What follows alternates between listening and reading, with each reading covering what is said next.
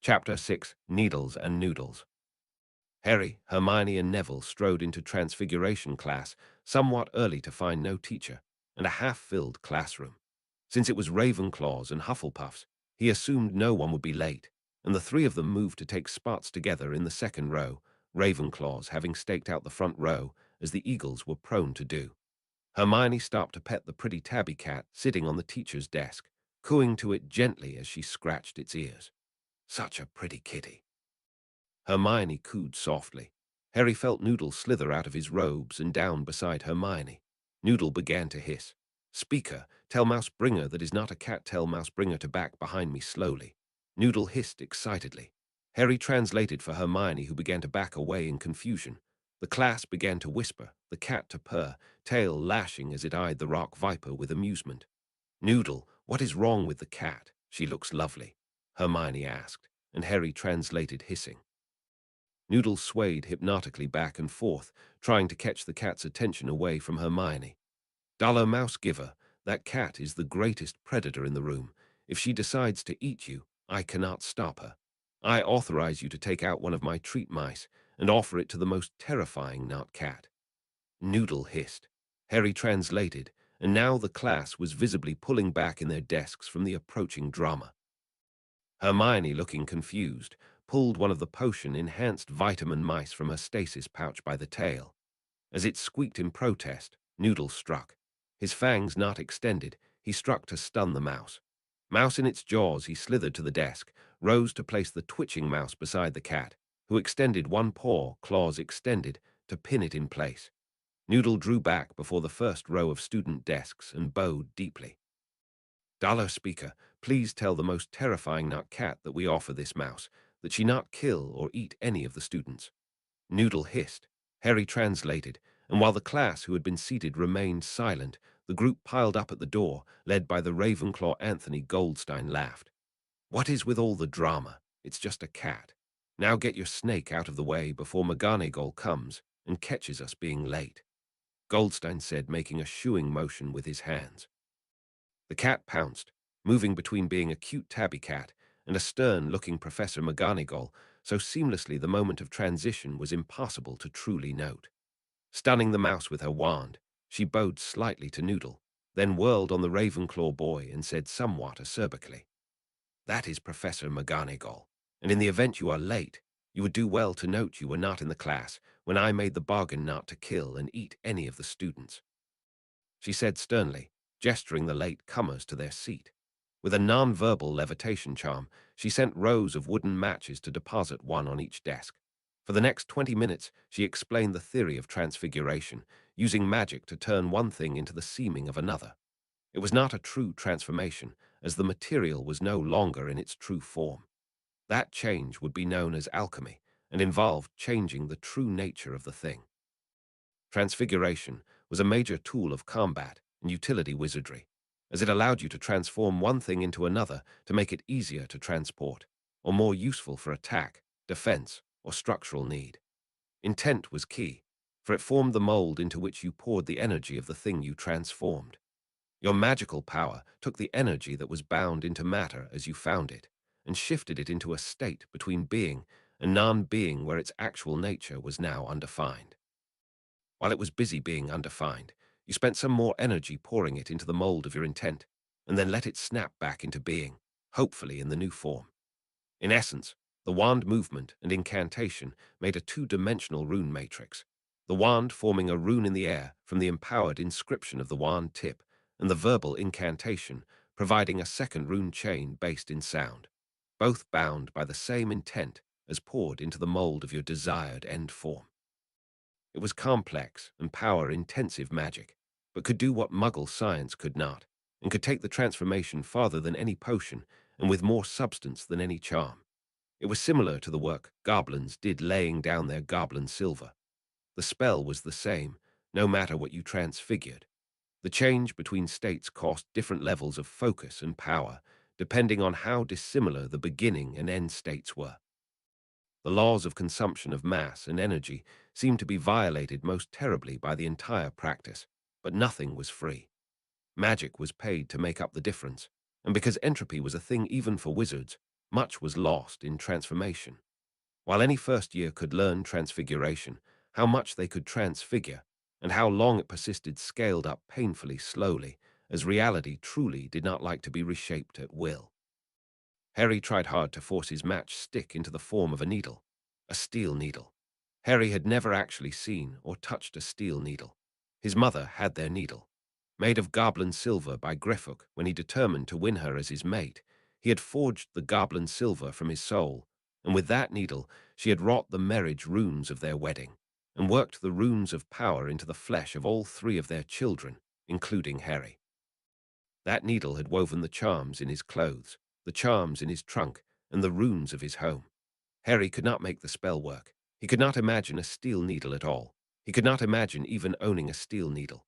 Needles were goblin silver, and they were made once and only once for the hearth mistress.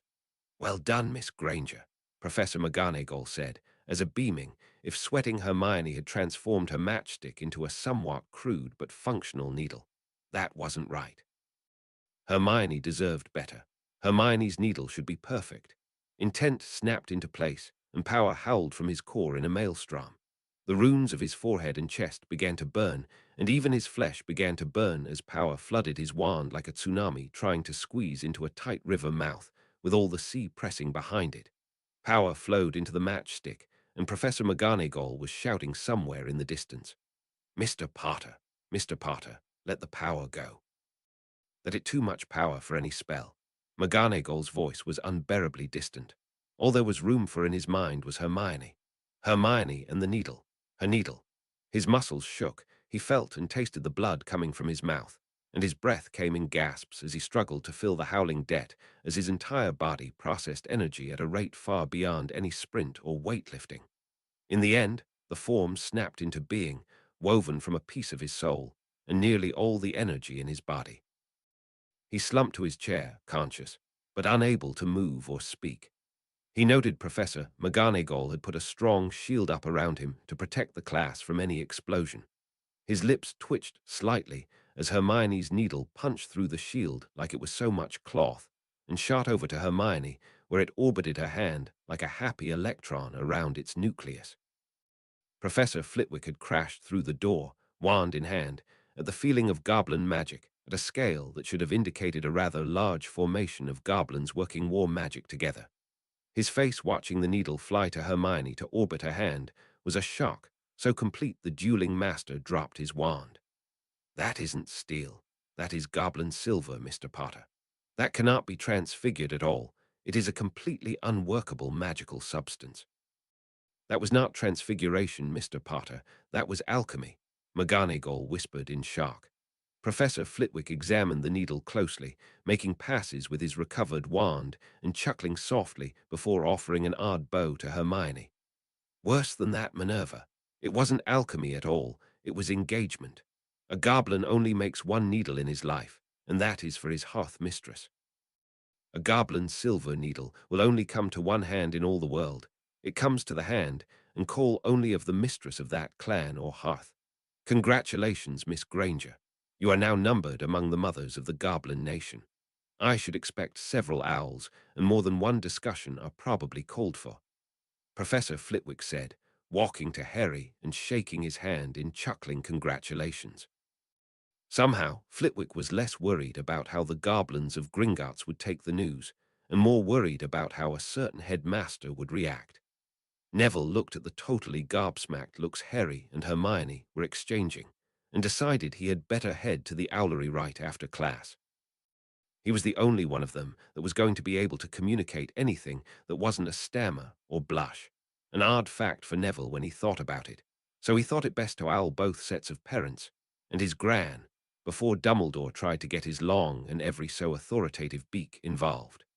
As it turns out, the castle was remarkably scandal-free at the moment, and no one seemed to have anything better to do but gossip.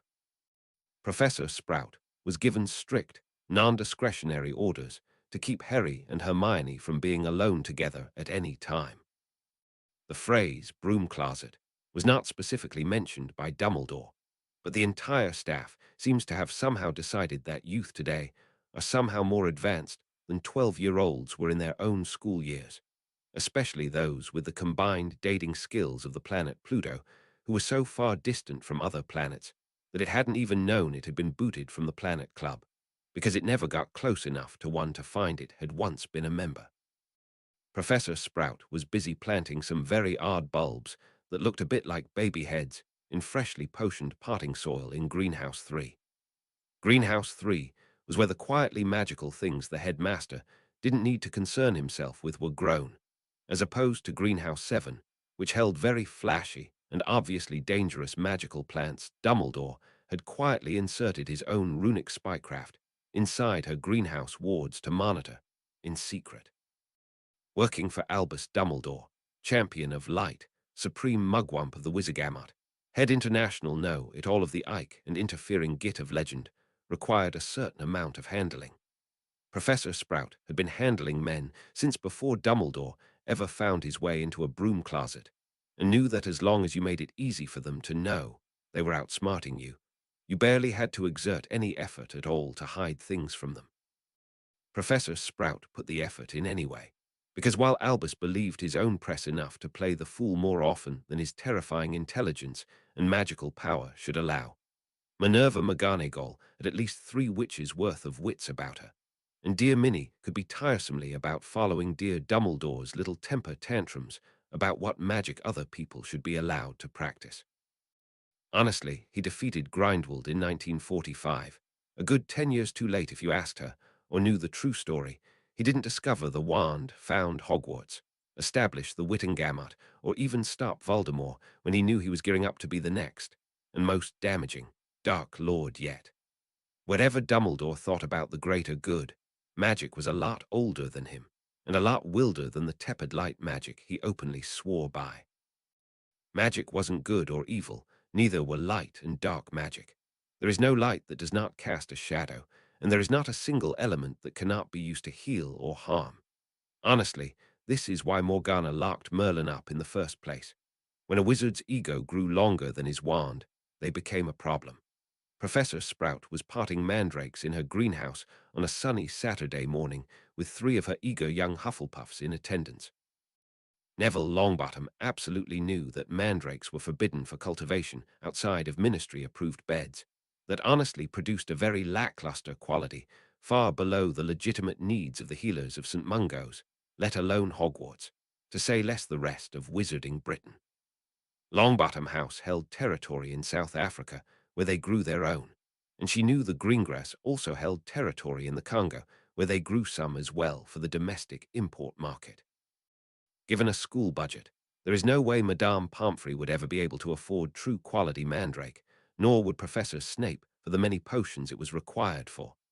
As a result, the Medutich and Potions Master quietly buried Professor Sprout's entire operating budget for Greenhouse 3 and received quality-restricted ingredients for free.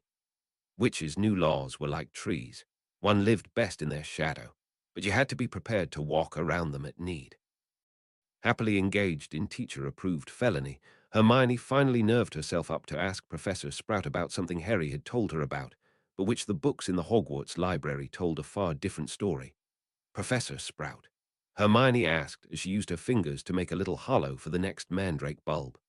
Yes, dear, Professor Sprout asked cheerfully, turning to face her with her best soft, non-judgmental smile.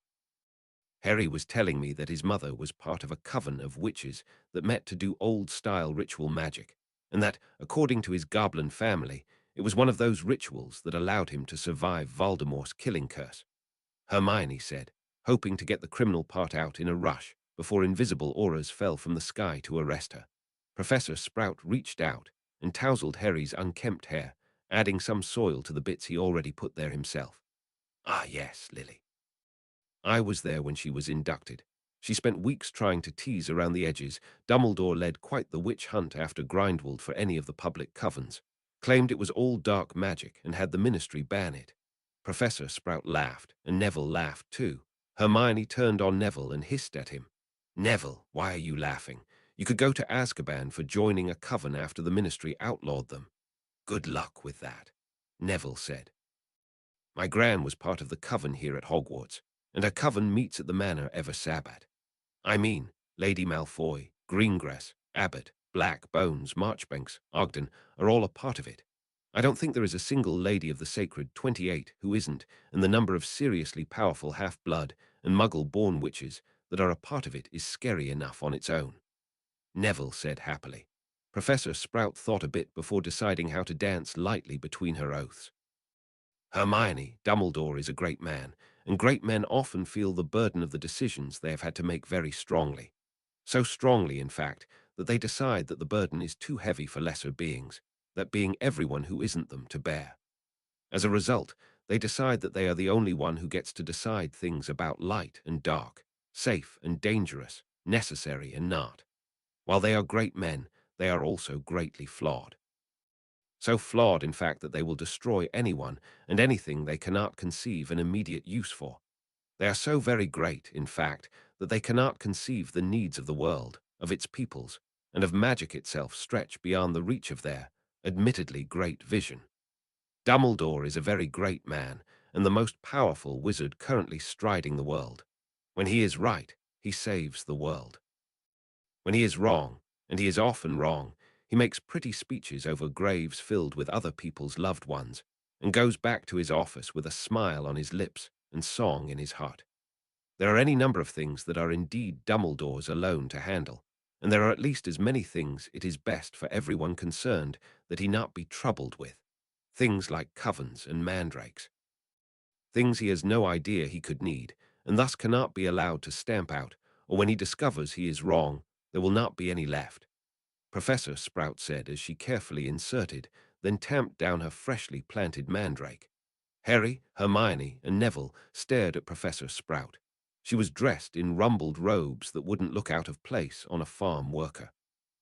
Worn dragonhide gardening gloves covered her hands, and the smear of dirt from them on her brow, from when she last wiped the sweat off, it made her look like a common farm wife. The wand jammed through her hair bun like a hairpin didn't exactly make her any more intimidating, yet she just openly admitted that she, as one of Dumbledore's own teachers and heads of house, actively conspired, if not against him, then certainly in defiance of many of the laws he had put into place in his last 50 years in office. Hermione worked herself up to ask, "So, could I?" She stammered through the question of could she join them in the law-breaking forbidden thing that somehow seemed to be the answer to questions not only absent from her precious books, but actually lied about in said books not coming gently off her tongue. Professor Sprout gave her a quick, somewhat parting soil-speckled hug and said simply, "Of course, dear. Just tell your roommates Hannah Abbott and Susan Bones you will be joining us, and they will introduce you around the other girls. Professor Seinstra, Babbling, and of course Poppy Pomfrey are all part of it, so feel free to sound any of them out about the theory and practice of ritual magic, as done by traditional witch covens. Hogwarts founders always knew their school must be greater than its headmasters, or every generation would be less than the one before." Hermione looked scandalized that the semi-sacred founders of Hogwarts had set the school up to encourage breaking the rules of its own headmasters. Neville shrugged, as if it simply seemed obvious, and Harry grinned like a monkey with stolen pie. At the confirmation, they could indeed learn things at Hogwarts, even the professors didn't want them to. Dinner at the Great Hall was a fairly rowdy affair. Students were given several hours to eat, and more food than they reasonably could, so it tended to devolve into a social occasion and depressurizing event from the various mind-numbing, mind-expanding, mind-bending, and sometimes life-threatening classes at Hogwarts. While people began the year exclusively at their own house table, joint projects, cross-house friendships, and hormone-related urges began to break that down by early October. As it was just a few days before Halloween, and Quidditch practices had been kicking Harry and Neville's collective asses, they were at the Slytherin table where they had spotted the dreaded Gryffindor Weasleys, Marcus Flint and Millicent Bulstrode arguing some point of beta tactics. Deciding that anything they could learn from the more experienced Flint and the acknowledged kings of beaters at Hogwarts, the Weasleys, was worth knowing, they arrowed to the Slytherin table and took seats.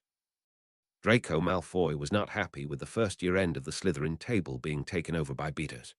He had bought his way onto the team when his father bought the whole Slytherin team Nimbus 2000 brooms, but Marcus Flint was a fifth-year beater, a Slytherin prefect, and of a high enough standing in both society and house to tell Draco to be a good little firsty and shut his pie hole. He had to take it from Flint, and both Flint and Pusey had made it clear Bulstrode was off limits as the more valuable new addition to the Slytherin team. While Draco would not admit he was scared of the Weasley twins, he had his dignity to consider, and not even professors were immune to the pranking Gryffindor twins when they decided someone needed to wash down their pumpkin juice with a large helping of public humiliation. That left Potter and Longbottom as legitimate targets. Draco had a sausage on his fork, which he wasn't quite willing to put down, as Zabini was in a growth spurt, and a proximal threat to any sausage left on this end of the table. He drew his wand with his offhand and decided to spin and hex Potter with a jelly-legged jinx to make him fall on his face before the whole Slytherin table. Plan in mind, wand in hand, he spun and opened his mouth to chant. He never got the chance. While Potter was already answering a question from Bulstrode and utterly ignoring Draco, the young Malfoy only had time to scream and drop his wand as the whip of Black Death flashed before his face, as Draco's young life flashed before his eyes. The rock viper had struck cleanly, taking the sausage from Malfoy's fork and retracting to Potter's shoulder, where it gulped down the sausage in 3 quick gulps. Turning to face Draco, it hissed something at Potter. Potter, startled from his conversation, turned and translated for the shocked Draco. Noodle says he accepts your offered tribute sausage. He says it is the wise snakelet who determines which threats are to be appeased with offerings and which are to be opposed with fangs. He says he didn't think you this wise and compliments you on your growth. Harry said, as if delivering a simple pleasantry, not a combined insult and threat. When Draco resumed his plate, he noted Zabini had also stolen his last remaining sausage. He resolved not to cry. Malfoy do not cry over stolen sausage. Dumbledore watched the attempt at getting Harry involved in a duel fail, and determined that the boy who lived was entirely in danger of becoming too bound to living people and actual support networks to be properly motivated to die for the greater good, as was in fact his destiny. Albus Percival Wulfric Brian Dumbledore had sacrificed the only love he had ever known on the altar of the greater good. He had sacrificed not only his hopes and dreams of the future, but any potential for happiness on that altar. He had sacrificed the boy's own parents and a line of brave and noble souls that stretched out beyond sight behind them. It could not be for nothing. It would not be for nothing. He had given the warning of the terrible danger on the 3rd floor corridor under the assumption he was getting Harry Potter the Gryffindor, who would charge any challenge like a bull to a red cape. Instead, he got Harry Potter the Hufflepuff who could ignore fame and glory, who did not in fact burn for revenge, but was in danger of spending his years at Hogwarts getting an education, rather than fighting a shadow war with Voldemort. Voldemort was coming. Voldemort was in fact already in this school and making moves. The Black King was on the board, and the White Pawn kept refusing to move. Albus Dumbledore was the finest chess master the world had ever seen. Voldemort had been tricked into stepping onto the board here at Hogwarts, where Dumbledore could begin to strip away his pieces, though so deadly Horcrux Voldemort must never suspect he knew about. Albus had one of those Horcrux, the boy who lived. A Horcrux even Voldemort did not know existed. Voldemort had lost the second he stepped onto Dumbledore's chessboard, if only his bloody pawn would move when it was told. Harry Potter existed to die in the service of wizard kind, the last sacrifice in a war that stretched back before his birth. He was not here to write owls or newts. He was not here to find his soul mate. He was here to die. Pulling out a treasure that he had sought half his life, that he and Grindwald had sought together before they found themselves forever enemies. James Potter had inherited it, believing somehow that a cloak of invisibility that should last less than a decade could be in the family for 300 years they knew about and not be special. One of the Tree Deathly Hallows, the Cloak of Death. James had it when he died, and Dumbledore had quietly stolen it after Voldemort and the Potters had been slain. It was effectively not much more than a very good invisibility cloak, while Dumbledore only had 2 of the 3 Hallows, but it might just be the tool required to convince a reluctant pawn that it was time to step out on the board and join the game. He penned a note to go with the cloak. Dear Harry, your father entrusted me with this cloak before he died. I think you will find it to be most useful. I know your father and his friends used it to get into no end of mischief, as it can in fact conceal you from even the most powerful wizards and witches. Your father used this to escape you know who many times, and to sneak into his most hidden meetings to learn secrets that kept a desperate and terrible war from being lost almost before it began. I am hoping that you remember your Hufflepuff caution, and do not use this to go into forbidden places. While this cloak will keep you safe, things in this school are forbidden for the student's own good. In paternal regard, Albus Percival Wulfric Brian Dumbledore gave it to one of the postal owls to deliver. He could have a house elf place it on his bed, or Fox deliver it in person. But to be delivered at his house table before all his friends would make it impossible for the little suicidal tots not to use it to investigate anything older and wiser heads had taught them to avoid. That is what students did. There were times late at night when he feared that is why he always returned to teaching at Hogwarts. The light was forever in need of those poor misguided children who would charge into danger with a song in their heart and a better tomorrow in their eyes. He wept over the grave of each he lost, but always he would be searching for the next, for the greater good. He was too close now to stop. 7 Chapter 7 Trick or Troll. Neville was on his way back for a shower. Sweating out the breakdown products of Suppressor Toad and Snape's potion gave him troll-powered and partially troll-derived body odor. Being a boy on the cusp of his teenage years, his body odor was already a force to be reckoned with, but even he allowed hexing at 20 paces was a rational response to the troll-enhanced post-workout essence of Longbottom. The thing was, the stairs were not cooperating. He wanted to go down to the dungeon to the Hufflepuff dorms and showers, but every staircase he stepped onto switched and connected upwards. 5 times he tried, and 5 times he failed. On attempt number 6, his stomach began to growl, and he realized if he fought this long enough he could miss breakfast. Fine. Up first, then down when the staircases have had their little fun. Upon arriving at the 3rd floor, Neville saw Peeves the Poltergeist with 2 armloads of fresh dung bombs laughing maniacally as he came down the corner. He knew those Zonko products. He had been caught more than once. If you tried to wash yourself off before they had got their full stench out, you ended up turning bright pink with yellow polka dots. Neville's legs decided he had some sprint left in them, and he took off down the passage past the shiny holographic Dumbledore icons, waving a stern finger over the flashing word, forbidden. Upon reflection, that should have warranted another thought, but he was equal parts stinky and hungry, with the threat of double stinky and forever hungry rapidly approaching from behind. Charging into the long hallway, he saw only a single door, and it was locked. At the beginning of the year, Neville would have been trapped, but at this point in his therapy, he had more than enough power, and his control was a work in progress.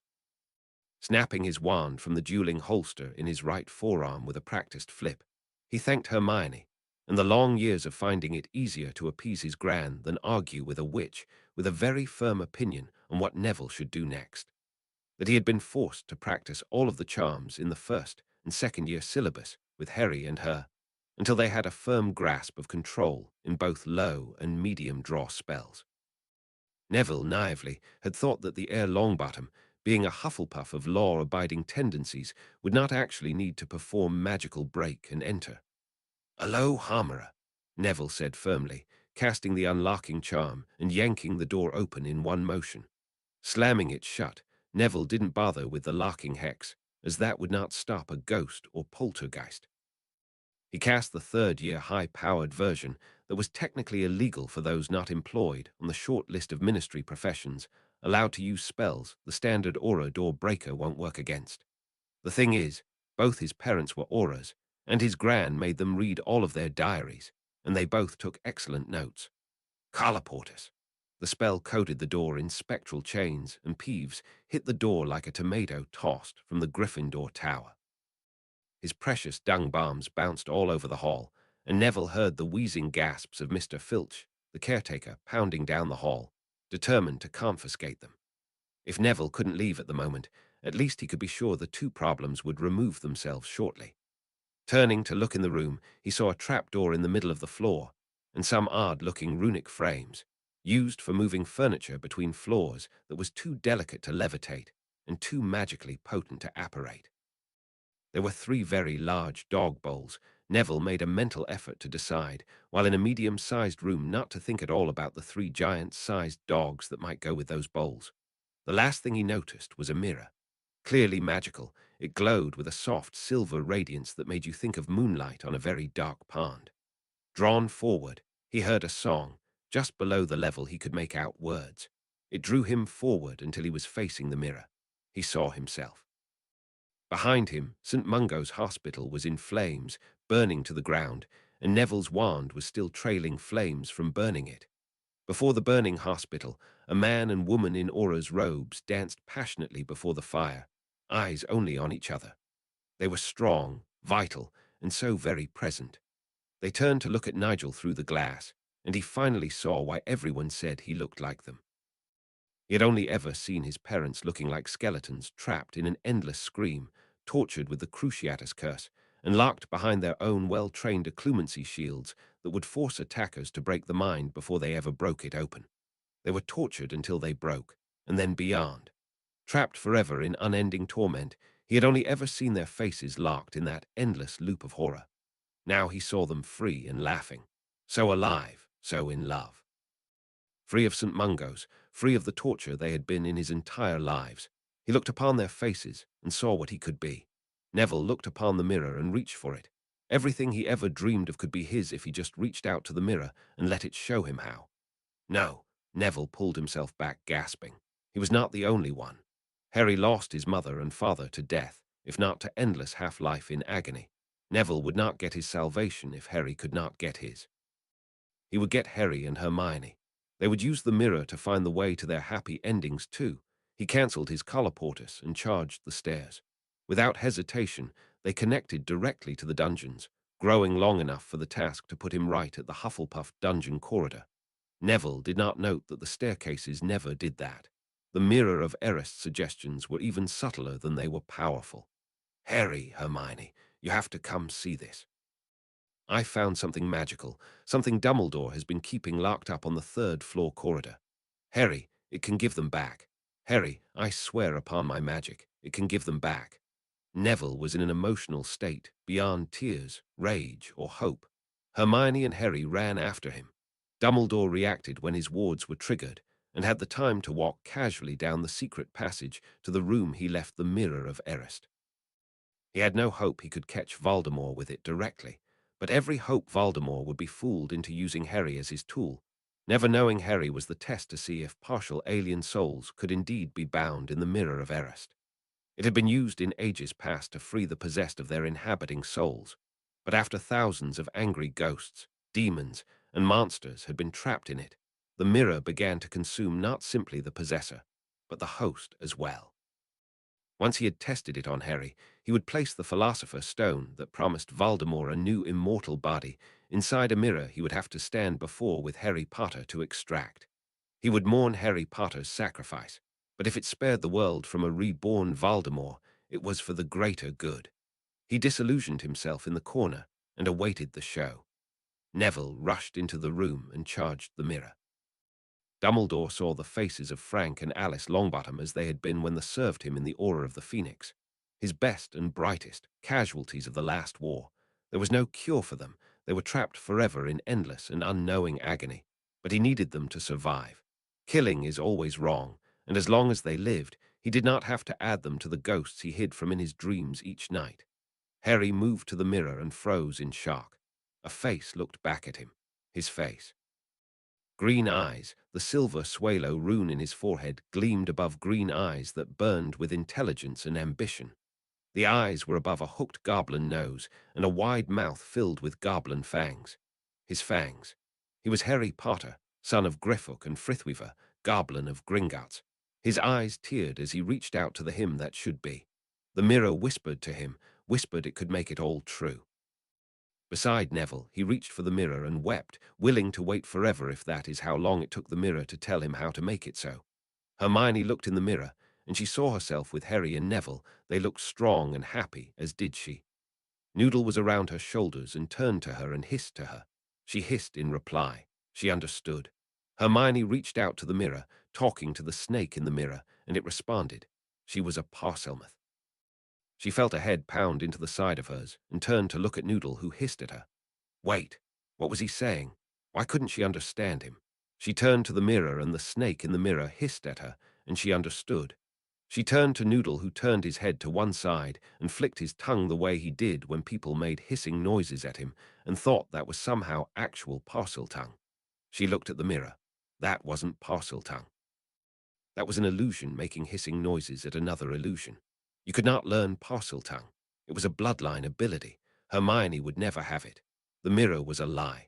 The mirror was a lie and a trap. Pulling out her wand, she pointed it at the mirror and screamed, Lumus Maximus. A blast of light so powerful it caused everyone in the room, including the hidden Dumbledore, to cry out in agony, flared back from the mirror of Erised, shocking Harry and Neville from its spell. Grabbing them by their collars, she dragged them from the room. Dumbledore rubbed his eyes. Yes, the mirror quite definitely had the power to bespell Potter, and would be a trap that would indeed be able to catch Voldemort. It was quite ironic. Voldemort sought the Philosopher's Stone for the same reason he created his Horcrux, immortality. When he was trapped in the mirror, he would indeed achieve it. In a sense, Dumbledore's laughter trailed off. One troubling thing. While Dumbledore would be able to lead Harry Potter to where he became both bait and trap to Voldemort using his friends, he would have to make sure young Harry stood alone at the end, lest his friends lead him away from the path of necessary sacrifice. Too much had been lost already for him to allow it all to be for nothing. One more child, 3 possibly, his soul could bear that much. No one else could be trusted to do what was necessary. In the Hufflepuff dormitories, 3 first years took long, punishing showers. No one could spark tears in the shower, and none of them were ready to face anyone with the wounds the mirror of Erised had opened laid bare. Charms class the next day was with Ravenclaws, and the 3 friends were counting on the mercurial half-goblin Professor Flitwick to break their lingering bad mood. This was Samhain Halloween, and while Hermione was slated to sneak off with the coven for a midnight celebration they boys would never be allowed to hear about, Harry and Neville pretty much had the feast and back to the dorm rooms to look forward to. Harry and Neville were engaged in the magic-intensive and relatively simple work of turning the magical candles into glowing jack-o'-lanterns for the great feast. Hermione was working with Professor Flitwick and the Ravenclaw Helen Dawlish in teaching the spectral glamour, a charm that would give the students the same sort of glowing translucence as the house ghosts for the duration of the Feast of Samhain, the Feast of the Dead. Not all the students were able to grasp the subtleties of the illusion charm. It was a delicate spell, while having some structural similarities to both the disillusionment charm and the illumination charm.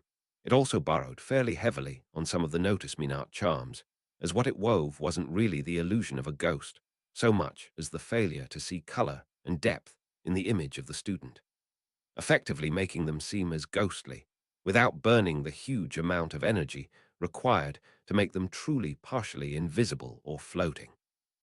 Duncan Ingleby, a Ravenclaw beater, was hardly a fan of the Longbottom/Potter Hufflepuff beater duo, since their drubbing at the hands of the Hufflepuff team 240-70, and being lectured by the rather large mass of hair purporting to be a mud-blood, which was more than his pure-blooded teenage ego could stand. I don't know why you are bothering with the spectral charm at all, mud-blood. With that swollen mass of hair burying your head, you look like a pumpkin head all year. Maybe if you lie down, you will look like an acromantula. Your head makes a better spider's ass anyway. Duncan snarled, as his 4th attempt at the charm failed, as he had put more, rather than less power as Hermione had instructed him. Mr. Ingleby, that is not the behavior Rowena Ravenclaw expects and demands from a house. The House of the Wise gives humble thanks to those who offer correction and instruction, for we prize no thing beyond knowledge. 10 points from Ravenclaw, and we will see if you are done with detention before the next Quidditch game, or you will spend that game with Mr. Hagrid cleaning the chicken coops, Professor Flitwick said, charging his Ravenclaw with the fury of the goblin warrior his mother's blood passed to him. Harry and Neville had exchanged nods with Professor Flitwick as they followed a furious Hermione as she fled the classroom. She fled at a pace that argued spiral dancing in the fields with witches had at least similar exercise benefits to beta training, as the boys could not catch her before she ran into the girls' lavatory and slammed one of the cubicles closed. They could hear her crying, but as it was a girls' bathroom, they couldn't exactly follow. Not sure what to do, they paused, and while they were trying to come up with an answer from the teenage boy's book of emotional wisdom on dealing with wounded girls, a third figure slid from Harry's robes and slithered to the door. Useless one, you may redeem yourself to become almost useless one by opening this door so that I may enter to sooth Mouse Giver. Noodle hissed as he reared at the door, gesturing to the handle with his head. Harry glared at Noodle. Darla, how are you supposed to comfort her? You can't even talk to her. She isn't the speaker, I am, Harry hissed. Noodle turned away, as if he could not be bothered to face Harry for the rest of this conversation. She does not need to be a speaker to understand me, nor do I need to make those horrible grunts that pass for human to soothe Mouse Giver. I am who she needs right now. You exist to run down hallways and to open doors. So, open the door, hissed Noodle angrily. Harry was angry, frustrated, and helpless. Being lectured by a snake was not helping. Darla, if you can't even talk to her, how are you supposed to help, you slithering idiot? Harry hissed. Noodle turned and bared his fangs in open threat. I listen now. Open the door. Noodle hissed as the broken sobs sounded from inside the bathroom. Neville did not speak parsley tongue, but he wasn't nearly the idiot his family had convinced themselves he was. He broke the impasse by pulling open the door. Noodle bowed as he shot through the gap like someone scaled up a racing black mamba to rock viper size. In seconds, they heard a much more soothing hissing, and the sobs became less broken and began to slow. Wordlessly, they turned back to class to find young Mr. Ingleby and his desk surrounded in a rather large bubble, which from the way it looked, seemed to be a one-way mirror that allowed sight and sound to pass out, but trapped Mr. Ingleby in a complete isolation bubble. It would seem Professor Flitwick was giving his errant Ravenclaw a sensory deprivation timeout. They made a mental note, quite independently, not to get on the wrong side of the Ravenclaw housemaster. Hermione still hadn't joined them when the Halloween feast started, and they were beginning to become concerned. The doors to the great hall burst open, and Professor Quirrell burst in shouting at the top of his lungs. Troll in the dungeons! Troll in the dungeons! He said dramatically, then paused, threw up a limp wrist to his forehead like a stage actress swooning, then gasped, thought you should know. He then passed out into a thoroughly useless puddle where the defense of the dark arts professor really ought to be standing. Isn't that the sort of thing we have a defense against the dark arts professor for? Griped Neville, who hated having to take notes from the stuttering idiot. He wasn't a natural note-taker, and quills were not good at correcting when you mistook a stutter for a true syllable. Harry's heart froze. Neville, Hermione is still in the bathroom. She doesn't know about the troll. He gasped. Dumbledore was instructing the prefects to gather the students and take them to their common rooms, which was stupid as the Hufflepuffs, and the Slytherin common rooms were in the dungeons where the troll was supposed to be. The rest of the professors were forming into squads to presumably hunt the troll. Well, the prefects and seventh years should be able to at least block a troll from getting to us, so we will be okay. Hermione will be okay if she stays put, and the troll is really in the dungeon, not the third floor, Neville said. Harry turned to his friend and rolled his eyes. And whose word do we have the troll in the dungeons? Neville looked at the drama queen Quirrell passed out uselessly on the floor and shuddered. Neville completed the thought with a sort of resignation. A life of bitter disappointments and cruel fate had more or less beaten into him. And we do know of the terribly secret thing that is being protected from you know, who just happens to be on the third floor 2 corridors from the girls' lavatory.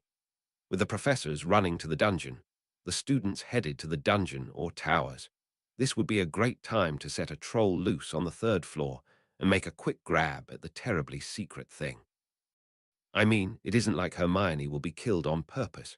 No one actually controls a troll, they just sort of point and hope for the best. Neville sighed, eyeing the Hufflepuff prefects who were sorting out the older students' responsibilities and clustering the younger students in groups led by a senior. How are we going to get away? Our prefects aren't Gryffindor, they can count, and they aren't Slytherin. We can't just bribe them to look the other way. Neville asked, before Harry threw something silvery around them and the world went a bit blurry. This is my dad's invisibility cloak. Dumbledore said it can beat any witch, wizard, or ward. I say we sneak out of the Great Hall, then sprint for the lavatory to let Hermione know we need to get back to the common room. Then we sneak back to the rest of Hufflepuff somewhere en route and pretend we were always there, said Harry, awash with a brilliant plan. Neville shrugged. They would end up caught by the troll or Filch. Hopefully the troll. The troll wouldn't hand you over to Professor Sprout for the "I am not mad, I am disappointed" speech. That one made Neville feel like someone ripped out his heart and dipped it in one of Snape's cauldron-eating potion disasters. Still, it was a plan. They made it out of the hall as they heard Cedric Diggory calling their names in tones of rising urgency. The choice to do the stairs under the cloak proved wise, as they noted Quirrell then Snape both go up the stairs just before them, but turned down the forbidden corridor, not the ladies' loo.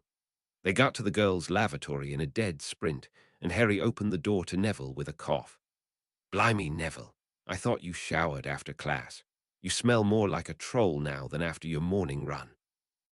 Harry joked as they spotted Hermione at the bathroom mirror, trying to fix her face, while Noodle hissed soothingly from the next sink. Neville had time to give himself the sniff test in confusion, having had the shower, and smelling less like a troll, as most of the toxins were already sweated out. He had just turned to complain to Harry when the shadow of something moving fast towards them from above activated Neville's finely honed beta reflexes, and he grabbed Harry, throwing them both to the ground.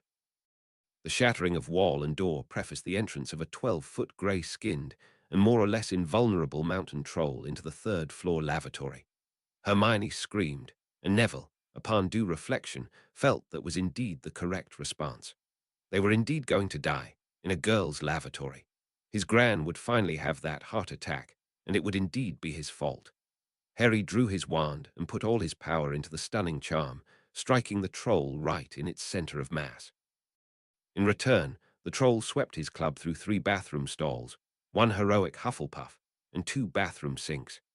Harry was blasted by the debris before the club caught him, so only stunned and not killed as he witnessed the troll's skin proving exactly as invulnerable to spell fire at the level of first or even third-year students as their defense against the dark arts textbook had insisted. It was good to know that, stuttering or not, Quirrell did indeed know his stuff. The troll raised the half-tree is used as a club, prepared to end one Harry Potter, goblin and savior of the wizard race, only to suffer repeated failures when he tried to bring it down. A trembling witch, brown eyes burning under a mass of hair that ought to have made her look less threatening than she was, felt the air around her tremble with the power as she overcharged her spell to a level dangerous to wand and witch alike. Her intent pure, her focus beyond that of a laser, she moved her hand with a casual swish and flick that was very close to perfect within both time and space to the runic construct, even as her incantation rang with the harmonic power to manifest her will upon the tides of magic. Wingardium Leviosa, Hermione incanted, pitting all of her will and magic against not the magic-resistant troll, but the tree it was wielding as a club. It held against one tug, then a second, as the troll gathered its second hand to double the power and bring the club down on the offending witch. A black whip struck from one of the 2 remaining sinks and latched its fangs into the meaty flesh just above the troll's knee. Rock viper venom is a wizard killer. It is a beast killer. It is the equivalent of a very strong potion, growing in power as the snake matures. As a bonded familiar to Parsleytongue, Noodle's venom was already several times stronger than his fully adult mother's. It acted to force the blood to clot, turning to sludge in the troll's veins and arteries. It paralyzed the nerves, blocking transmitters at every junction, causing weakness and paralysis. It was enough to kill a man in a single bite, to stop a lion, tiger, or bear in a single strike. Noodle continued to pump venom into the troll, enough for half a dozen strikes. Noodle pumped until he had nothing left, but the troll's magical regeneration and unbelievable mass made it beyond any snake less than a basilisk to kill. The troll roared, letting go of its club as it slapped Noodle off his leg, leaving the snake to flop brokenly against the wall. "Noodle!" Harry cried, as he was sure he just saw his familiar die, yet his cry was lost in the roar of the troll as his bitten leg failed, and he crashed to all fours on the bathroom floor. Neville knew he was balls at fine control.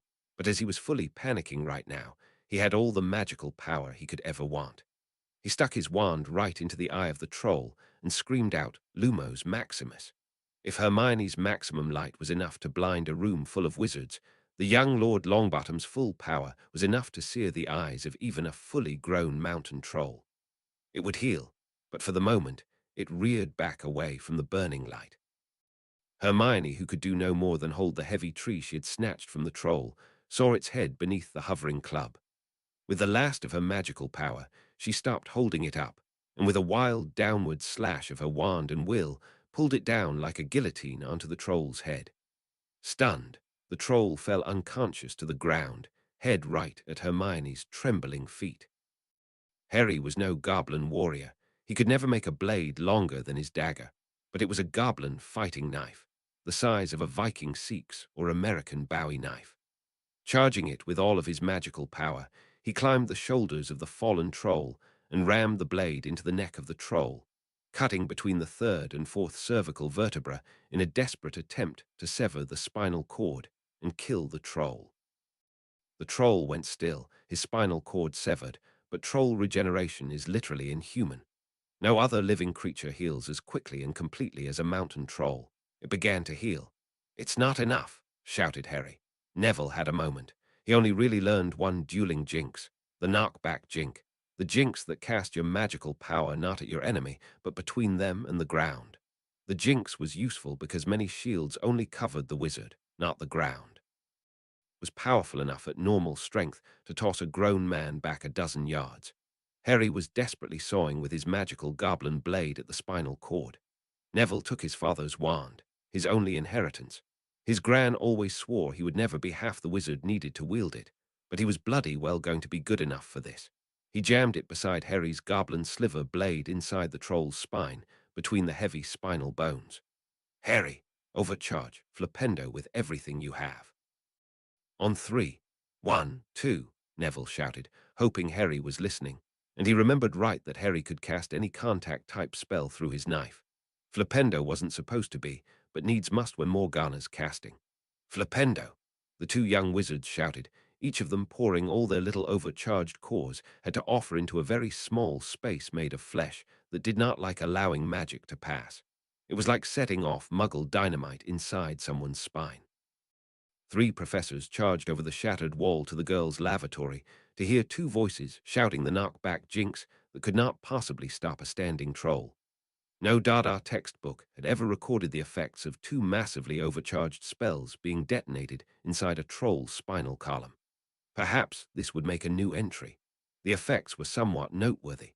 Miss Granger had one leg shattered as the troll head was cut entirely off and blasted into her.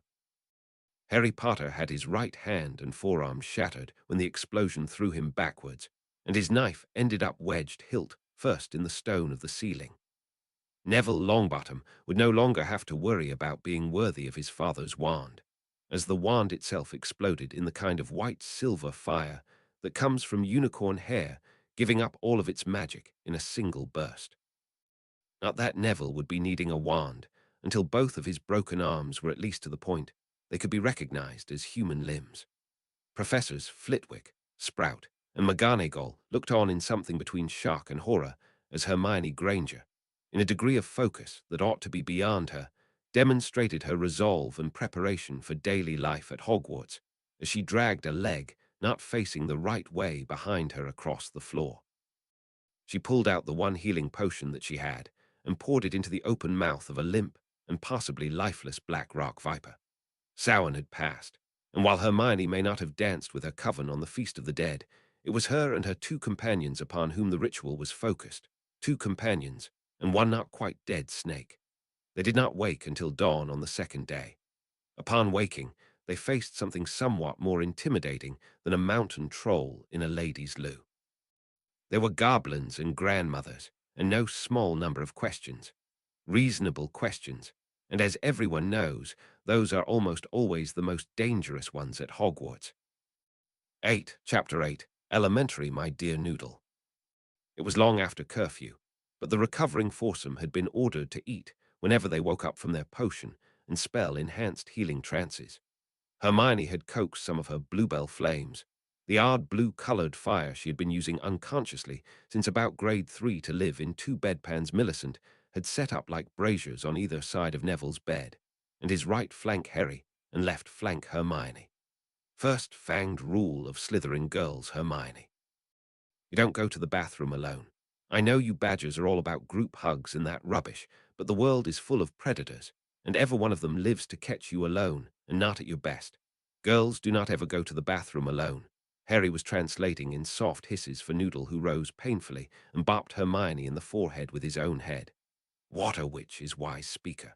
Maybe I should entrust Mouse Giver to her and not you, Noodle hissed. Hermione and Harry both winced, and Hermione nodded to Millicent, clasping her hands in front of her and giving a short bow used in pureblood society as an acknowledgement of error. Millicent gave the hair flip used at all levels of female society to indicate whatever, or I have heard your apology, but accept you will continue to be more yourself than is wise or survivable, but choose to be the bigger person and pretend you have learned. Hair flips are surprisingly communicative, if you have enough wit to read them.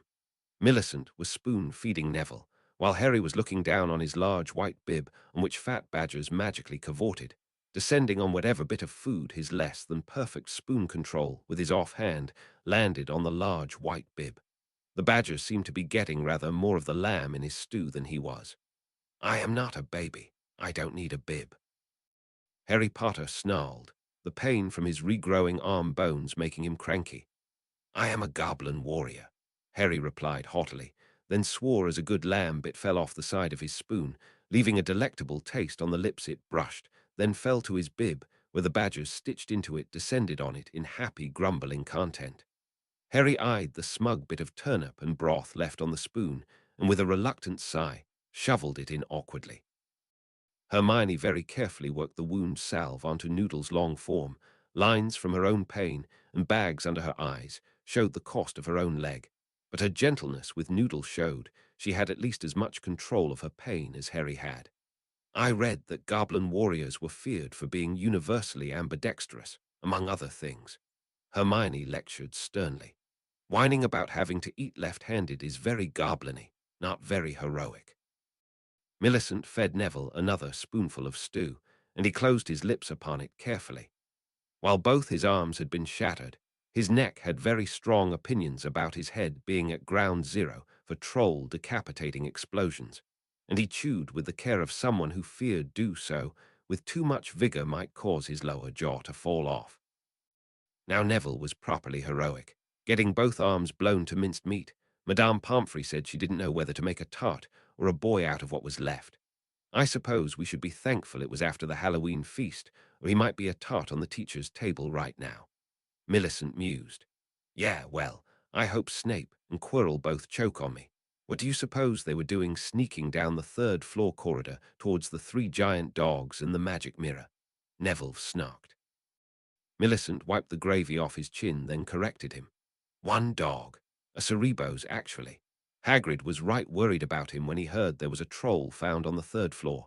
Dumbledore asked to borrow him to look after Nicholas Flamel's secret thingy, whatever that was. Millicent frowned with the moue of distaste any Slytherin had for plotting done so poorly as to put Hagrid and secret in the same sentence. Harry shot upright, then swore. Merlin's beard's bloody beard boggart. Fluffy was a Cerebos. The Fluffy he was chatting with that bloke down the pub who seemed so interested he bought drinks was a bloody Cerebos. That is what is guarding the trapdoor the mirror was beside. Hermione frowned. Probably under by now. I mean, that was pretty clearly a set of suspension runic binders. If Dumbledore is hiding something behind a Cerebos, he probably has all sorts of other defenses lined up too. Stuff to keep dark wizards like you know whose followers away from. She replied firmly. Millicent shook her head. With all due respect to the Badger's token scholar, you really need to think more Slytherin about this. Dumbledore announced at the start of year feast, and at the Halloween feast to a school full of teenaged witches and wizards, drunk on their first taste of actual power, that there is something secret and forbidden literally just 2 flights of stairs away. But don't go there. Nudge, nudge. Wink, bloody wink. Harry digested that while he attempted to pin a nice-looking bit of lamb, he was determined to get into his mouth, not onto his bib for the Badgers. So you think Dumbledore was trying to entice students to go after the secret thing from Nicholas Flamel, whoever that is? Thinking a second, he added. When he gave me my invisibility cloak, which he claimed he borrowed from my birth dad before he got killed, he also warned me not to use it to explore anything forbidden, even though its enchantments would keep me from getting caught. Millicent groaned and went to press her face against Noodle on Hermione's chest. The snake rubbed his head along the Slytherin girl's cheek in shared understanding. I swear you Badger's common room must be filled with some sort of fairy mind magic mushrooms or something, because it makes you all completely mental. The Gryffindors see the dire, most painful death bit, and have all been madly trying to charge it since halfway through the semester. The Ravenclaws see a secret knowledge that could be won by those with the cunning and forethought to overcome the minds, if not the magics of Hogwarts professors, and have been in a feather-fluffing frenzy. Slytherins hear the whisper of forbidden power and are in such a state of enhanced lust that it makes you think someone has slipped love potion in the punch bowl again. You Hufflepuffs just burrow into your common room doing homework and only sneak out to do exercise in the rain, dance naked in the woods, or repot forbidden plants in the greenhouse.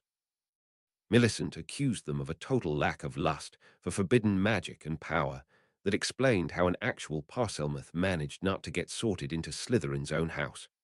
Well, the forbidden thing from Nicholas Flamel obviously means the Philosopher's Stone, said Hermione, as if that was indeed obvious.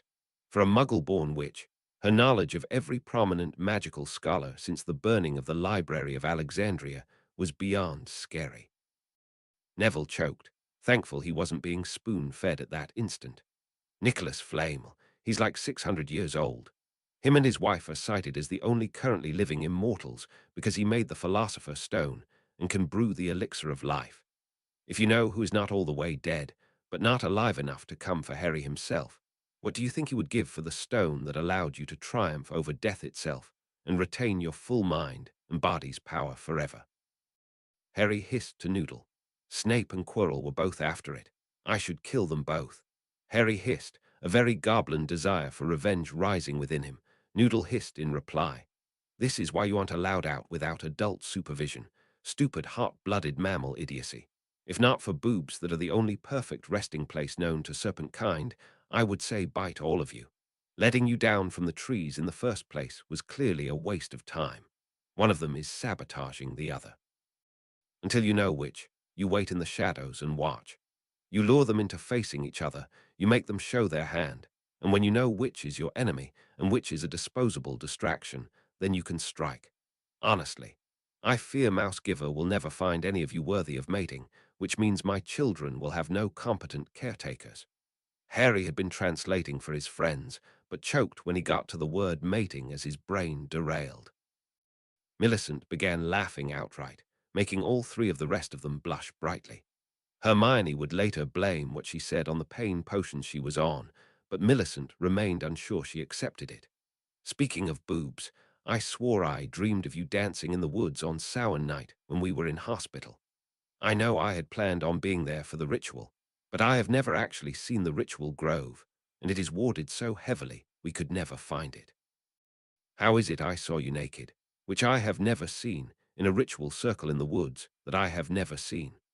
Hermione asked, uncaring that talking about seeing classmates' boobs and said classmates dancing naked in the woods with two of her very male teenage classmates was somewhere beyond socially awkward and well into the invite Dementors to the wedding kind of wrong. Morgana's honeypot, Hermione. You don't just up and say things like that. Millicent swore, the large girl covering a fully clad chest with crossed arms, as if this would prevent two teenage boys from visualizing things once the thought was in the hormone-fueled soup that passed for male brains. With a loud gushing sigh, she gathered herself before meeting Hermione's eyes to answer her. If you must know, I asked Madame Pomfrey if I could take your place and stand in for you in the Samhain Circle, because they were planning on sending you three and Noodle energy and healing. Because you three, Noodle, and I have been hanging out all year and do pretty much everything together, I thought I would be the natural focus for the ritual, and through me they could get more energy and healing to all of you. We are bound by choice, so what I accept can be used by you. That brought Neville to the question that had been bothering him. So you mean when I dreamed of all the dancing naked ladies in the rain around that huge fire, that was real? And actually you? Neville asked. Bloody hell, Neville, you too, Harry said, admitting the part that had been making Neville blush so hard. As he had been in his coma, he could have sworn he saw the dancing circle, not much of it clear, but Millicent had been the one point of unerring focus through the whole dance, as if his consciousness had been somehow following her through the dance. Goblins not being ones for body modesty, he didn't share the nudity taboos of his friends, and grasped the one practical bit that jumped out and danced in his mind. This had been the 31st of October in northern Scotland.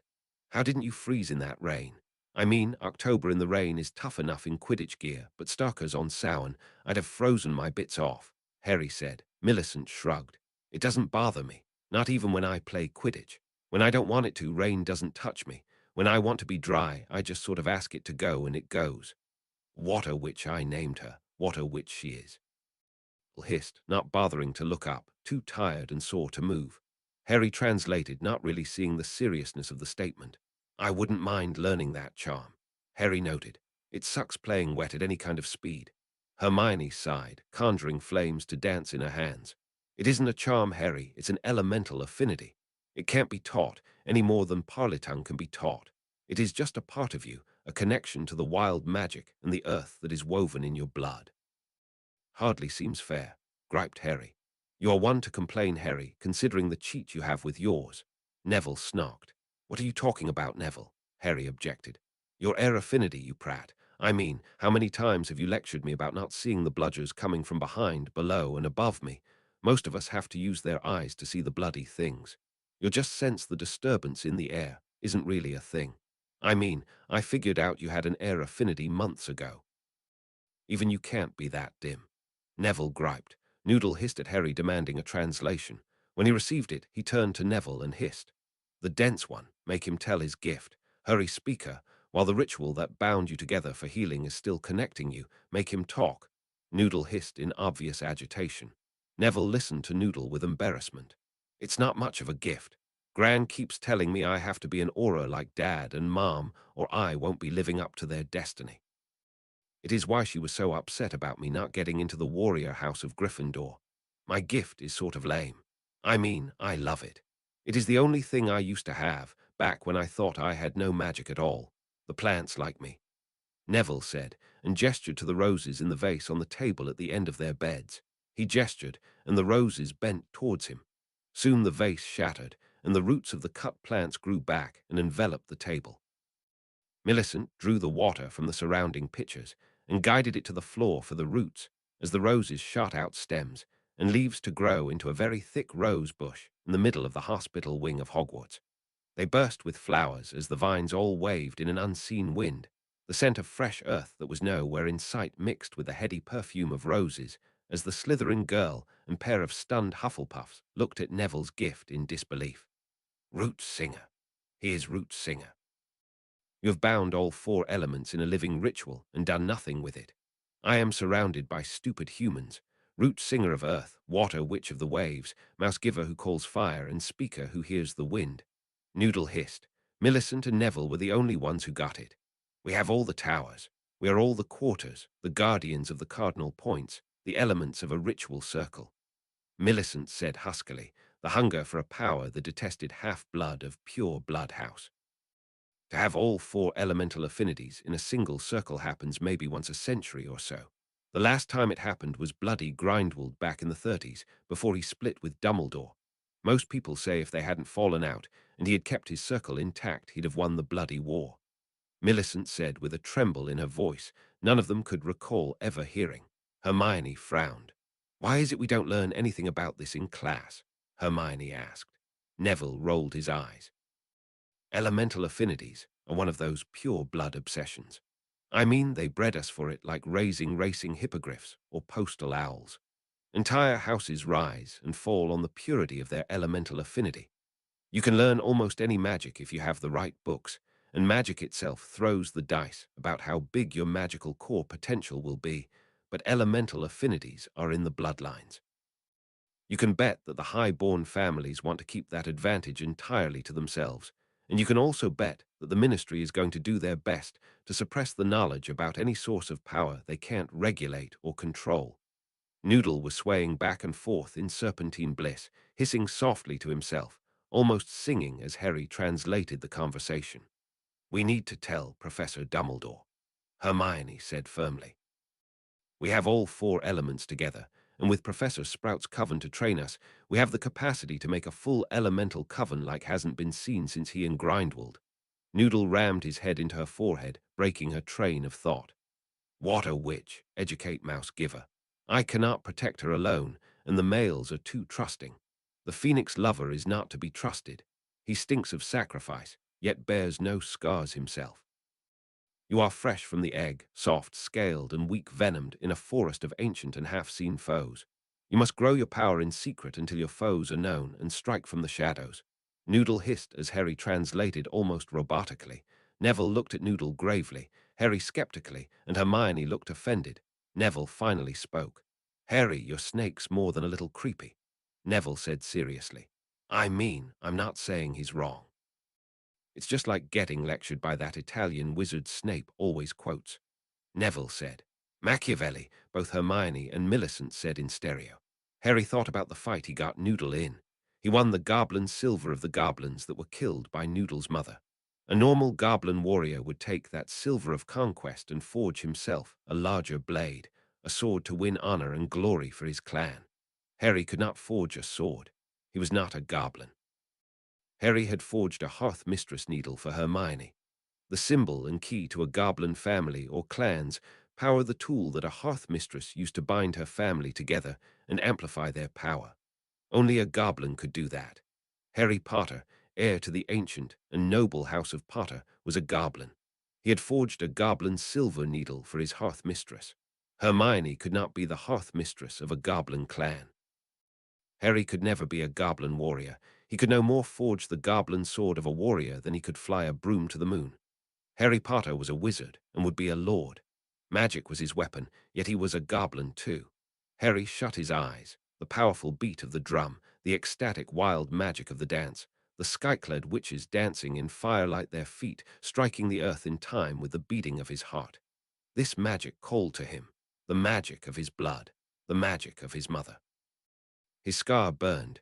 The Swallow rune burned with the power of goblin silver, with the magic of Voldemort's killing curse, with the magic of Voldemort's own soul fragment, as he made Harry a Horcrux in the moment of his own reflective destruction from the killing curse.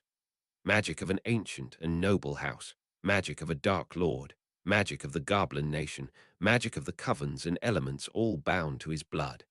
He was not any of them. He was all of them and more. Voldemort was coming for him. Voldemort and all his Death Eaters. Harry was a goblin warrior who could never forge a sword to defend himself, yet when Frithweaver bound Voldemort and his mother's magic through goblin silver to Harry's own soul, she had created something new, something stronger. He could not forge a sword of goblin silver, but he could forge a weapon neither Voldemort nor Dumbledore could understand, because neither one would ever think to give their power to another. Moving carefully, he undid his hospital robes and bared his chest to his classmates. Neville had seen it before, but Hermione blushed, and Millicent's eyes grew wide. She saw the other two runes of goblin silver woven into his chest. Athala and Alges burned in bright silver of the firelight, adding to the reflected gleam of the swallow of his scar's sun rune. These are the runes of a clan's acceptance. I shouldn't have been given them until I was an adult, but because of my birth mother's contract with Gringotts, Griphook my goblin father had no choice but to have Frithweaver my mother weave them all into me as a baby. They bound the protection of my mother to my own magic, and to eat Voldemort's soul fragment that used to be bound to my scar. Harry said, "Morgana's nipples, Harry. This is the kind of secret you cut throats to keep. You don't just go ahead and tell people." Millicent hissed, wishing not for the first time that she was advanced enough to cast the privacy charms. Harry cut her off with a wave of his good hand. "No, you aren't just people. Look, these runes bind a clan together and amplify our magic. Goblins can't use wands, so their runes are their power amplifiers. Goblin warriors can lay down their power and intent through a sort of alchemy to produce larger and larger blades, until they have the goblin sword they will use to channel deflect, and cut through magic all their lives. Goblin maidens get a needle of goblin silver made of their mates' own magic that they use to weave those runes of power into the rest of their clan to bind them together so their magics can be shared. Goblins are not nearly as powerful as wizards or witches, but when they work together, they can match them in their works. Harry said, "Do you mean you married Hermione in Charm's class?" Neville blurted out. "He has far to go to be worthy of Mouse Giver. I will not allow it. Ask me again when you have done something worthy." Noodle hissed angrily. Harry blushed, shot his snake a look, and answered, "No, apparently I need Noodle's permission to marry Mouse Giver, and I haven't done anything that impressive yet." Harry said sarcastically. He carried on with sincerity, though. "She is the only one I can think of being hearth mistress, though. She is the one who weaves us together, and I want her to do that for real." Harry said. Neville hissed this time. "You mean mark us with goblin runes of power like you have? That is the kind of magic goblins would kill wizards for even trying to learn." Harry sneered. "I am a goblin of Gringotts. That silver I took from the bodies of me dead enemies, and it is to be used to forge the weapon I will use to defend my clan. My clan is Potter, the house of my mother and father who died that I might live. My house is Hematite, the goblin clan that bound me in their magic and their love while I was too young and too weak to defend myself, and my clan is you three idiots and our designated reptile adult. No one tells a goblin warrior what he may do with the spoils of his victories. That is goblin law." Harry said in a voice so cold they were surprised frost didn't form on the floor. Hermione's mind was moving faster than her filter, and she spoke her thoughts out loud. "As powerful as a full elemental circle is, and if what I am hearing from Neville and Millicent is true, then what I learned from Professor Sprout is really the heavily edited, don't scare the newbies version of what a coven can do, then I can't imagine what a full circle augmented by goblin power amplifying runes could be. Runes aren't like wands. They are not passive amplifiers. Runes shape the kind of wild magic that the covens raise. They don't have to run it all through you. That is the limitation to a wand. You can't put more power through it than your body can sustain, or you will burn yourself into a squib. You can't use a wand in a coven circle because the power is shared. If you brought a wand into it, you would either burn out whoever was the focus, or blow up the wand, channeling more power than it could hold. If all four of us were bound by the same runes, then we could get the same sort of amplification of a wand without having to bring the energy into ourselves to get burned out. We four could be as powerful and Grindwald and Dumbledore would have been if their falling out hadn't broken their circle." Hermione gushed, eyes alight with the possibilities. Harry had been hissing along in translation. $5, hissed Noodle. "It is clear you cannot be allowed out without reptilian supervision, lest you do something mammal and leave me alone with only the night pigeon for company," hissed Noodle, choosing to remind them that if they died, he would be left looking after Hedwig, Neville's owl. "Dumbledore will lose his mind. He doesn't approve of covens, doesn't trust goblins, and has some pretty firm ideas about making sure Harry only learns what Dumbledore thinks is for the greater good and all that," Neville muttered. While he hated politics, his Gran was very firm that he would be Longbottom of Longbottom, a power that the Wizigamot was forced to listen closely to. He was never permitted to be innocent of the power blocks that controlled that august body. Millicent shrugged. "So we don't tell him. We don't tell anyone we don't actually need." She never had figured out why the other houses had such problems with the realities of power. She was a half-blood in a pure-blooded house. She was too strong to be ignored, too impure to be approved, and too smart to let House Bulstrode decide how they would expend her for some petty gain they understood. A grim-looking Griphook, Frithweaver, and an angry-looking Augusta Longbottom were permitted into the Medwing guided by Madame Pomfrey, who had finished explaining their children's injuries, extensive, and prognosis, read to walk out, just need to keep potioning for bone density for a week. They met 4 very serious-looking children, and a very broken rock viper in need of a good molt. "Gran, I broke Dad's wand. I am not going to say sorry. Hermione was trapped, and the troll would not stay dead. Our first years, and nothing we could do was going to stop it," Neville said with tears in his eyes, but the clenched and upthrust jaw Frank had whenever he stepped into a battle he did not intend to leave short of death or victory. It was very brave of you. Your parents would have been so proud. It was a very Gryffindor thing to do, and I'm sure you will be as great an Auror as he was." Augusta said, her own voice quavering with emotion her iron control of occlumency was not totally able to overcome. Neville winced as if struck. "That is just it, Gran. I am not Gryffindor. I didn't go there to be a hero. I didn't stay there to be brave. Hermione is mine, like Harry or Millicent. I wouldn't leave them. They wouldn't leave me. If we could have all got out and run away, we would have run so fast a snitch couldn't catch us." Augusta opened her mouth to object, but Griphook nodded and smiled a tooth-bare grin. "Fight for blood, fight for profit. Fighting for glory is for paupers, wizards, and fools. I approve, Harry. This one is ruthless and wise enough almost to be a goblin." Griphook said. "Harry was the one who flinched that time. Almost a goblin, that is the thing. That is what I am, all I am," Harry said. Frithweaver came forward as Griphook flinched this time. She laid her clawed hand on his curse scar and its rune. "No, Harry, I wove that into you with my own needle, with silver from my own marriage knife. You are my child, as much as Fangborn or Glitterbright," Frithweaver said, her smile softer than any who had never seen goblins at home behind their house wards would know. "It makes me family, and part of the clan, but to the nation I will always be an outsider. I am a goblin, and you are as much my parents as James and Lilly Potter, but I can never be a goblin warrior like Fangborn," Harry said, trying hard not to be hurt, as both his parents flinched a little at his saying outright what they took such pains not to bring up. "Father, I ask for my silver. I ask for that which I won in blood, that I forge for myself the weapon I will use to fill my vaults with gold and my name with glory.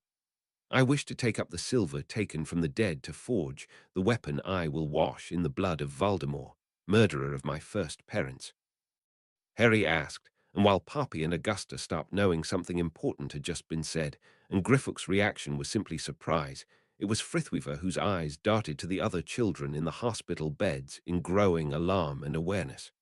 "You cannot mean them," Frithweaver shouted in gobbledygook, pointing at Hermione, Neville, and Millicent. "I have made my needle, Mother. Hermione will be hearth mistress, and I ask that you teach her the weavings of my clan, that she may mark the brothers and sisters that have chosen to stand with me against fire and fang, spell and sword." Harry answered in gobbledygook, the only language that weighed blood and gold, honor and vengeance on the same scales, and understood that no means were forbidden to balance those scales. Frithweaver looked over at Hermione and watched her raise her hand to show the goblin's silver needle that orbited it like a happy moon around its chosen planet.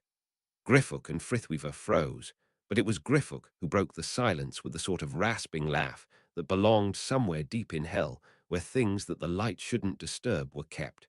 Turning to Augusta Longbottom, he bowed. "Clan Hematite greets Clan Longbottom. My son has decided that the silver he has won from his first death battle shall be used to mark your son and these two witches as part of his clan. It seems at age 12 he has chosen his hearth mistress and decided to set his clan of 4 against the whole of the wizarding world and the goblin nation to get revenge for his parents' death." Augusta snapped reflexively. "He will do no such thing. My Neville." That is so far as she got before Neville stepped in. "I bloody well will." Harry's parents died, but he grew up with Griphook and Frithweaver to guide him, Fangborn and Glitterbright as his siblings. I grew up being terrified to be dragged into St. Mungo's to see Dad and Mum writhing in agony and not being allowed to die.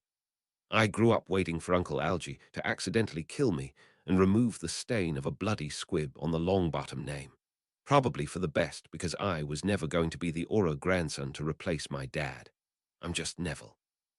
I talk to plants and want to make things grow, but when my friends need my help, I bloody well want to be strong enough to do it. I don't think my soul could take having to visit Millicent or Hermione beside Mum and Dad, because some Death Eater got to them, and I was too weak to stop it. This time, Gran, this time I will bloody well be strong enough to stop it." Neville shouted, and as he had been shouting, the roses had climbed around his bed, and a wall of writhing thorns surrounded him like a moving cloak of floral serpents. Hermione called fire into her hands, drawing attention to her. "We are stronger together. We found out what we were when the school's coven bound us together in a healing ritual. Neville is meant to be a part of us, and us a part of him," Hermione said, letting the fire dance in her hand, drawing every eye. Harry called up a tornado that spun fast enough to be visible as Millicent opened her own hand and summoned water from the pitchers around to form a serpent of water that hissed and swayed before them. Merlin's beard, Augusta swore. A full elemental circle. She turned and looked around her in alarm. Poppy Pomfrey stepped forward and raised her hands in a calming gesture. Relax, Augusta. You're safe behind the Medwitch wards of Hogwarts. Not even the headmaster can scry here. Hogwarts has known many headmasters, but only 4 founders, and they wove their protections into this place knowing how fickle politics can be. Only Professor Sprout and those of us in the coven leadership know, and we have sealed it to the circle magically. You couldn't imperious it out of us, and I could bathe in Veritas serum and not whisper a word. Poppy Pomfrey said simply, as if Albus Dumbledore could be dismissed so easily, except this time perhaps he could. Griphook and Frithweaver looked at the witches with suspicion, then Griphook asked, "This elemental thing, it is powerful, powerful enough to risk drawing the ire of the Ministry and Dumbledore?" Griphook asked. Augusta nodded slowly. "A proper elemental coven, one with all 4 elements together, can do ritual magic of unbelievable power. It was a full 12 of elementals, witches and wizards both, who gave their lives to enact the statute of secrecy and separate the worlds of magic and muggle. With 4 and young as they are, they won't be reshaping the world any time soon, but together, with training, they could perhaps be a threat to Voldemort himself."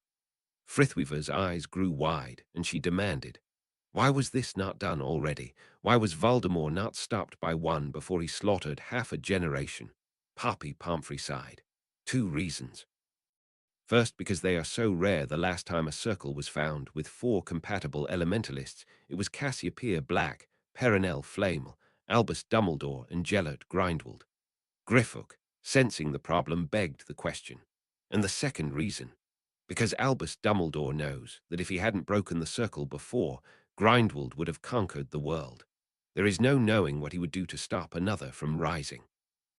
Madame Pomfrey said with the grave expression that allowed the leader of the light, the headmaster of her school, may indeed be one of the dangers she must protect her charges from. Frithweaver looked to Augusta Longbottom and Hermione Granger and said softly, "I do not know this coven magic, but I know the blood and rune magic of Goblin clan weaving. I will need your assistance, Madame Longbottom, in training Hermione to bind them properly." Frithweaver said, "I will need an oath that you will never share this magic or use it on another. This is taught hearth mistress to hearth mistress and is a goblin secret." Augusta nodded. "I will need an oath from all to make sure that no word of this is to be shared beyond those bound together. To make an alliance with an outside power, to use the magic of the covens, and to ally 2 ancient and noble houses outside the bonds of the wizard gamut is tantamount to rebellion." Millicent chose to ask the question delicately. "So you oppose us all being bound because it is treason?" Augusta flared. "My son and his wife lie suffering in torment, Harry's parents lie in forgotten graves in Godric's Hollow, and I have to exchange pleasantries with marked Death Eaters upon the Wizargamot floor, because to do otherwise is to be the one the law will punish. I piss on treason and fart on the wishes of the supreme mugwump Albus Bloody Dumbledore. I will lend my blood, my magic, and my silence to your binding. So mote it be." Augusta snapped, her wand raised, and her power flaring in a magical oath that washed over all in the infirmary. Frithweaver drew her marriage knife and cut open her palm, speaking her own oath. "I will lend my blood, my magic, and my silence to this binding. So mote it be." With a flash, the cut on her palm healed, and the falling blood was consumed by fire, marking both oaths sealed. "You will bind 5 of us, not 4. I keep telling you foolish mammals, you are too emotional to be allowed off-leash. I cannot properly care for the 4 that I have if I am not bound so that I can always find them." Noodle hissed.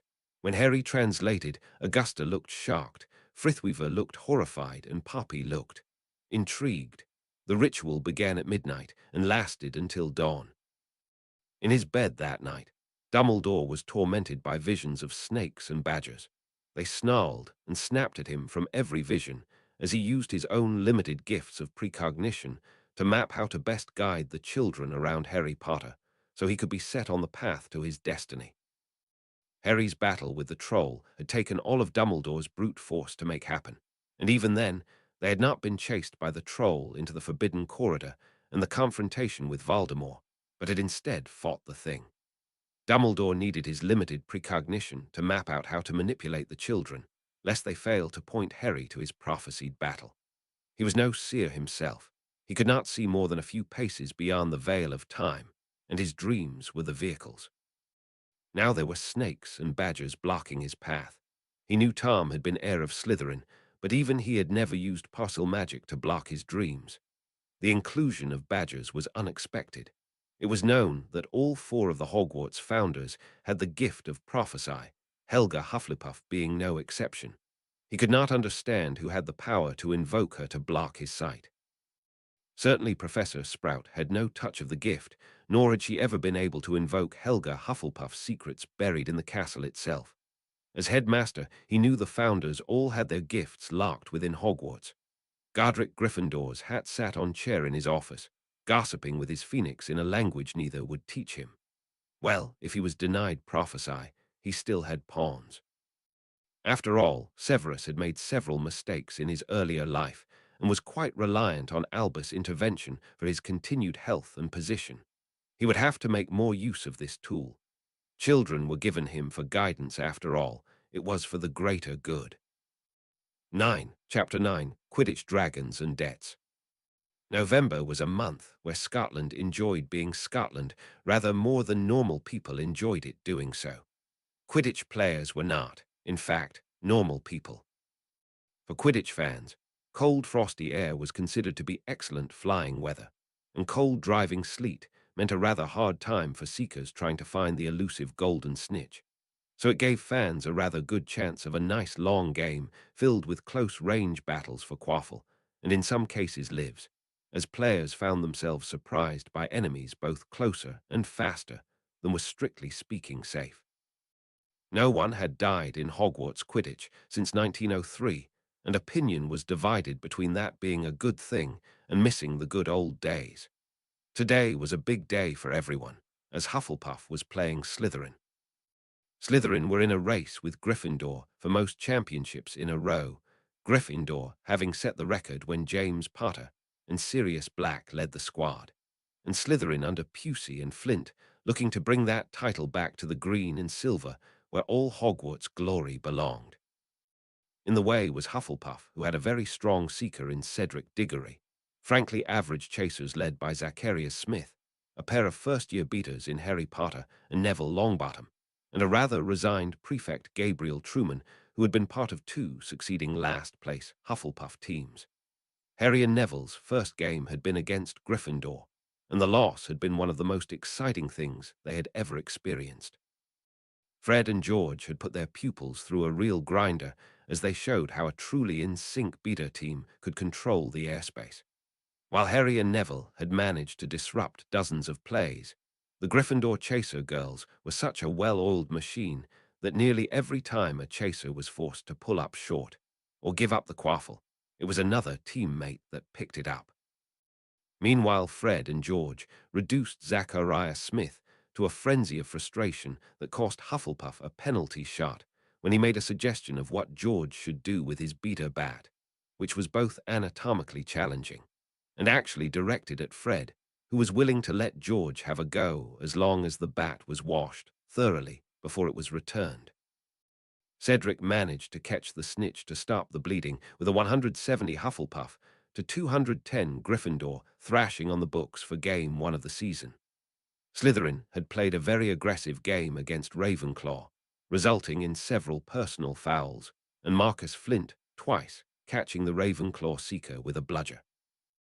Draco Malfoy caught the snitch to seal the win, as his father's gifts of new Nimbus 2000 for the whole team had given him a serious speed advantage, while Flint and Bulstrode's continued targeting of the Ravenclaw seeker had him too busy looking for bludgers to be fast as he needed to be on the snitch. The Slytherin victory, 250 to 200, showed the risk and the benefit of leaving the chasers untouched to target the enemy seeker, but it had paid off handsomely. Cedric was confident of a Hufflepuff victory, noting that if Slytherin focused their beaters on him, then the Hufflepuff chasers would have the chance they never got against Gryffindor to actually put some plays together. Look, Cedric, nothing against Potter and Longbottom. I mean, we all know they won the tryout. But let's face it, they are first years. Marcus Flint is a beast. Only the Weasleys are stronger, so even if he's saddled with that thuggy first-year bird, the beaters are going to be better at breaking up plays than our two bloody babies. Zacharias Smith sneered in a very un-Hufflepuff manner. Cedric winced. Zach, we talked about this. No down talk in the locker room or field. We fly together, we fight together, we win together. There is no way to get experience in competitive play except to face top teams in the air with everything on the line. You weren't exactly stellar your first season either, or the second, come to think of it. Diggory said. Neville winced, his self-confidence already on shaky ground, when Harry stepped up and chimed in. Look, Cedric, Zacharias is right. We can't match the Weasleys even a bit at controlling play. We have only a few practices under our belt even trying. From what Millicent says, Flint is entirely attack-oriented and probably as good an attack beater as the twins are. Harry said. You see, even the firstie knows he has no place here, Zacharias Smith exclaimed. Stow it, Zach. I will not tell you again. Diggory snapped, out of patience with his argumentative chaser lead. Harry pressed on. What I was saying is that Neville and I have done nothing but defensive training all year. In fact, we spend about an hour on defensive training against multiple bludgers every day we don't have regular practice. We may be pants at attacking, but we can defend. Neville turned and shot Cedric a bright smile. Yeah, Harry's right. I lost track of the quaffle a half-dozen times last game, and never had the sense for who to attack to break the pattern until they were pretty much past me, but nobody I tried to defend got hit. Not even once. Cedric mused.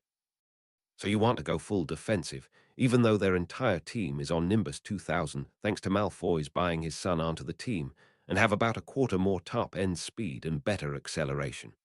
Harry shrugged. Sucking faster is still sucking.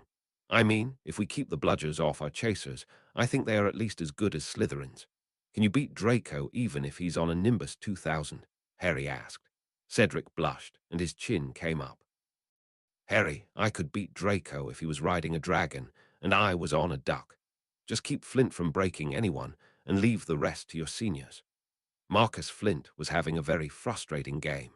His home life was the sort of trauma that created monsters, and while he wasn't actively a monster, it was safe to say he had significant anger issues, and humiliating arrogant enemy Quidditch players with delusions of competence was how he kept his internal beasts at bay.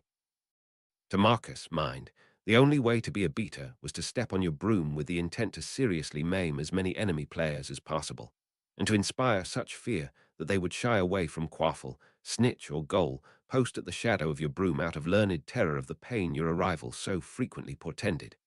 Millicent was weak. She was a girl.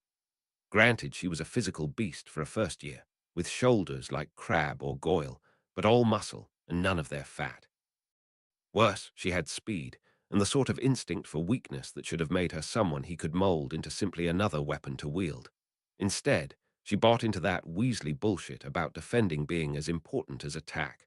Frankly, if some of his teammates got broken or fell out of the sky, they should have been paying more attention and could be replaced with someone more worthy.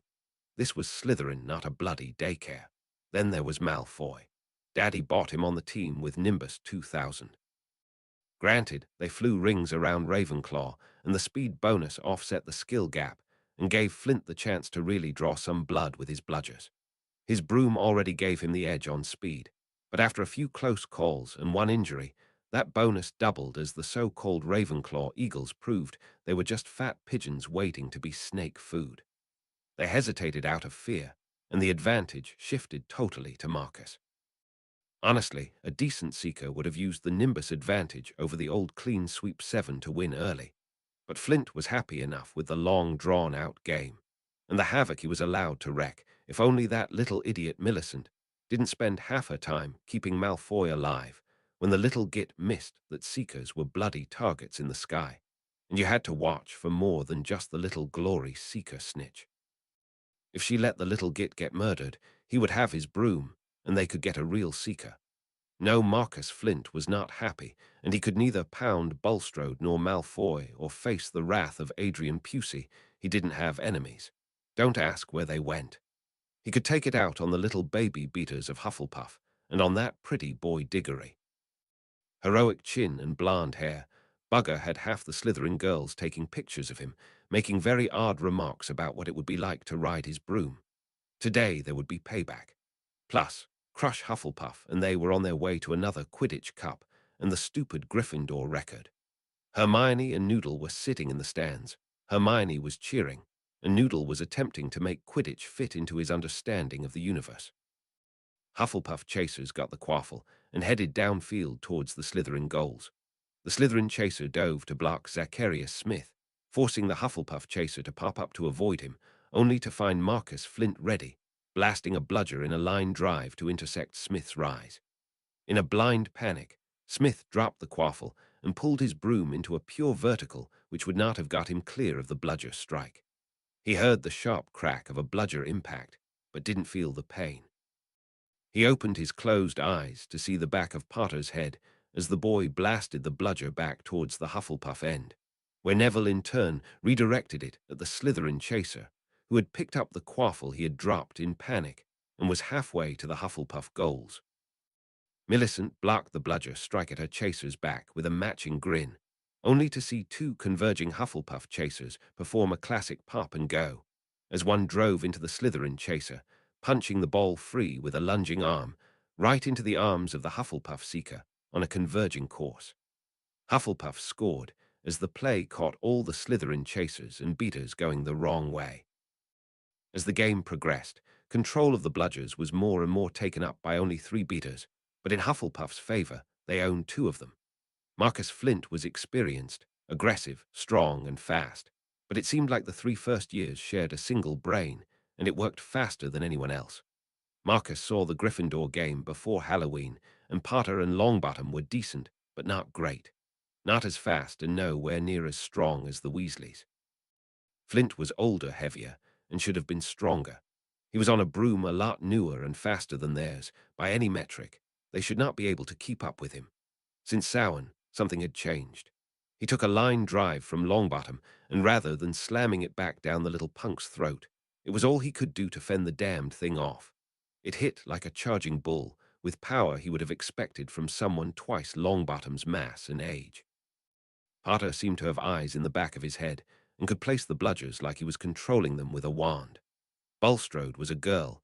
He outweighed her by at least 20 pounds, and yet when she hit the bludger at Diggory, it was moving so fast Flint couldn't even see it. Yet Potter not only saw it, the skinny little git blocked it straight up, so he had all the time in the world to pick a target to direct it at when it came down. This was not possible. They were too fast, too strong. Worse, they were grinning like this was all a great game, and not a dominance demonstration. A struggle of blood, pain, and fear, where the most brutal beat the lesser into submission and obedience. Longbottom took Flint's power strike at Smith, who once again had the quaffle, and casually backhanded it into the path of the diving Slytherin chaser, causing him to pull up and miss his block, allowing the Hufflepuff chaser to draw out the keeper and casually toss the quaffle to the Hufflepuff chaser, following for an unopposed goal.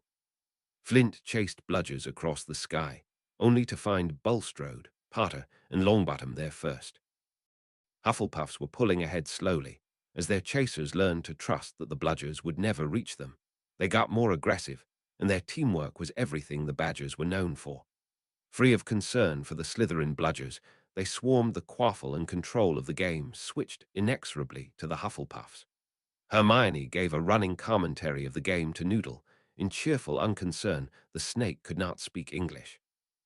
She thought he looked adorable in his knit Hufflepuff sock, as his head stuck out from the neck of her robes to watch the game in the sky. So, if this is one of your mammal herd dominance rituals, I take it that Water Witch is battling Root Singer and Speaker for the right to care for you. I do not think it is fair Speaker and Root Singer are battling Water Witch together. If it needs 2 of them to beat her, neither deserves you. Noodle hissed. Hermione stopped talking in shock. She had understood. Darla Noodle, can you understand me now? Hermione hissed in confusion, unaware that she had not in fact been speaking English the entire game. Darla Mouse Giver, I have always understood proper speech. It is that only Speaker could understand it. He bound me to your blood, just like Slytherin bound the king of snakes to his blood so that all his heirs could speak like true beings, not chittering monkeys. Noodle concluded.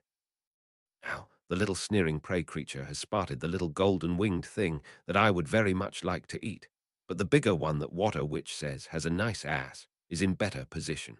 Will whichever one catches the little ball with wings get to eat it? Otherwise, I don't see the point.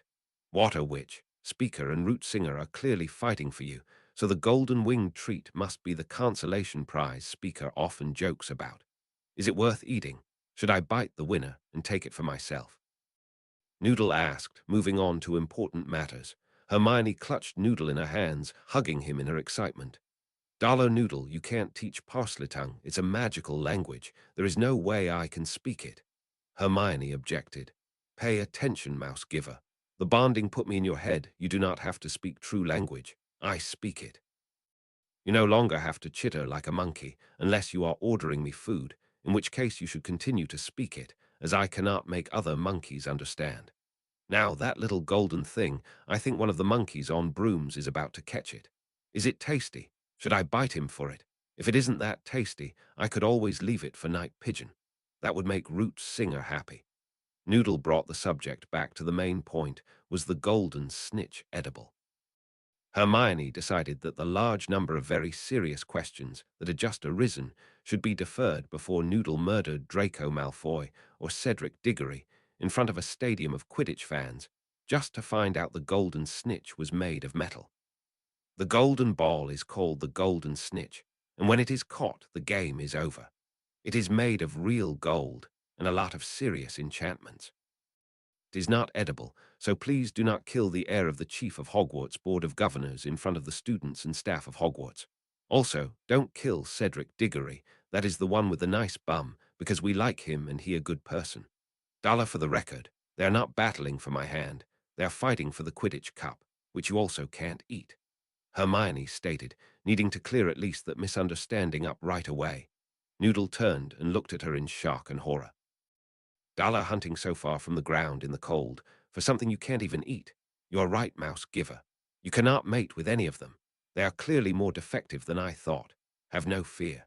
Mother had to bite at least a dozen suitors before she found Father amusing enough to let live. You should not settle for anyone silly enough to leave you alone to play with each other's balls. Noodle intoned seriously, and Hermione dissolved into giggles. Marcus Flint saw Diggory dive for the snitch. He was far out of position, as the snitch went right past Draco Malfoy, but Diggory was racing for it and building up speed before Malfoy was even aware. Diggory blasted past Malfoy, causing the overbred idiot to at least remember he was a seeker and chase after him. Diggory was focused on the snitch, but Millicent Bulstrode was closing on a bludger with her head snapping between it and Diggory, in clear calculation for a strike that would either hit or at least force Diggory to pull up short. He put his all into climbing straight up, knowing Potter would have to block upwards from the angle he was closing to protect Diggory. What Potter could not see was that the remaining bludger was closing on Diggory from the other side, and Cedric would be forced to pop up on his own to avoid the second left-hand bludger, even if Potter got the one coming from the right. Marcus would be able to hammer it straight down onto Diggory, and if Malfoy couldn't win the race without any opposition, Flint would ram his Nimbus 2000, where even Malfoy couldn't pay someone to pull it out. Neville saw the second bludger and raced to close as quickly as he could, but he would not be in time to stop it. Neville was charging from in front. The snitch was headed almost directly towards him, with Cedric, Malfoy, Harry, and Flint converging on various angles behind. There wasn't anything he could do from up front. Harry saw Neville charging in from the front, and he let his sense of the air fill him. He could feel it. Everything that moved in the air was part of the song. He saw the moves that each player would make, like a dozen games of wizard's chess being played side by side before him. He saw Marcus move and knew it would hit Cedric. Not good enough. He saw Malfoy's move. He would dive through the space Diggory dodged and be ahead, on a broom with better acceleration in a straight line. Draco, Snitch, Longbottom. Neville's move was clear. He was charging straight at the snitch, bat raised, looking not at Malfoy, but the snitch itself. That was impossible. Harry let his sense of the air fill him. For Neville to hit the bludger, to hit the snitch, to send it here, I need the bludger to be there. Harry twisted off his broom, leaving it in mid-flight. He twisted his body through almost a full circle, striking the bludger not straight up, but directly at Neville Longbottom with all the force his charging broom and twisting body could muster. Neville could never have reacted in time, but he didn't have to. They had been running these bludger drills every day for months. He was already in his swing when the bludger blasted towards him at a combined speed that would have replaced 1903 as the last Quidditch death at Hogwarts if it hit his flesh and not his bat. The bat shattered, and Neville took a splinter through the cheek, but the bludger blasted backwards like a billiard ball, chipping the golden snitch backwards in an out-of-control tumble directly past Draco Malfoy, who cried out in fright and ducked. Cedric Diggory saw the tumbling snitch arc up from the bludger impact, past Malfoy's head, and he urged his clean sweep into a tight turn and rise, his outstretched hand bruising even through heavy dragon hide gloves as the snitch hit his palm like a muggle bullet. The force nearly ripped him from his broom, but years of seeker training had his whole body clamping to the broom, and letting his back and shoulders absorb the massive shock of his arm, attempting to accelerate away in the opposite direction of his body's travel. Harry was in freefall. His broom was going rather the wrong way, and without a rider beginning a controlled fall on its own. Harry understood that he should be able to use wind magic to slow his fall, and rather thought spending some time figuring out how to do so should be something he worked on in future. At present, he was moving towards the ground at speeds that were becoming alarming. He just got out of the medical wing. If Madame Pomfrey sent another message home to Gringotts telling his father and mother that he jumped off his broom 50 meters in the air because he wanted to hit a ball at Neville really hard, he isn't sure he would object to their bringing him home as too stupid to be allowed above ground without his mother's supervision. The impact, when it came, was both as violent as he expected, and not at all from the direction he expected. Millicent Bulstrode had time to decide that Hufflepuffs were bad for the brain. She had time to see Harry pull something absolutely Gryffindorishly stupid, jumping off his broom to make the shot. She even had time to appreciate, on a pure aesthetic level, that Neville's bludger deflection of the snitch was quite the most beautiful bit of beating she had ever seen. But she was already in the middle of the dive toward Harry Bloody Potter, the great diving idiot, when Diggory caught the snitch and ended the game. She was about 5 feet away when her body decided to raise the issue with her brain that in order to catch Potter short of the ground, she was moving approximately bludger speed and about to impact a falling and rather solid Potter. Letting her bat trail from her wrist straps, she leaned forward and tackled the falling Potter with an impact that stole her breath, his breath, and any attempt at control. Luckily, the Nimbus 2000 had some of the best automated landing systems, because while she was able to get them down to about 10 meters from the ground before the tumbling spin finally tossed the imbalanced pair off the broom, their speed had come down from wildly insane to moderately stupid, and they tumbled across the ground in loose-limbed dance that looked rather worse than it was. He broke a leg and her 2 ribs and an arm, only the left arm from the landing, but since everyone who saw them impact mid-air and tumble to earth assumed they were dead, it was a remarkably good result. Harry checked his teeth with his tongue. Yes, I have teeth. I have tongue. I am not dead. I can breathe. How remarkably unexpected. Hey, Millicent, thanks for the save.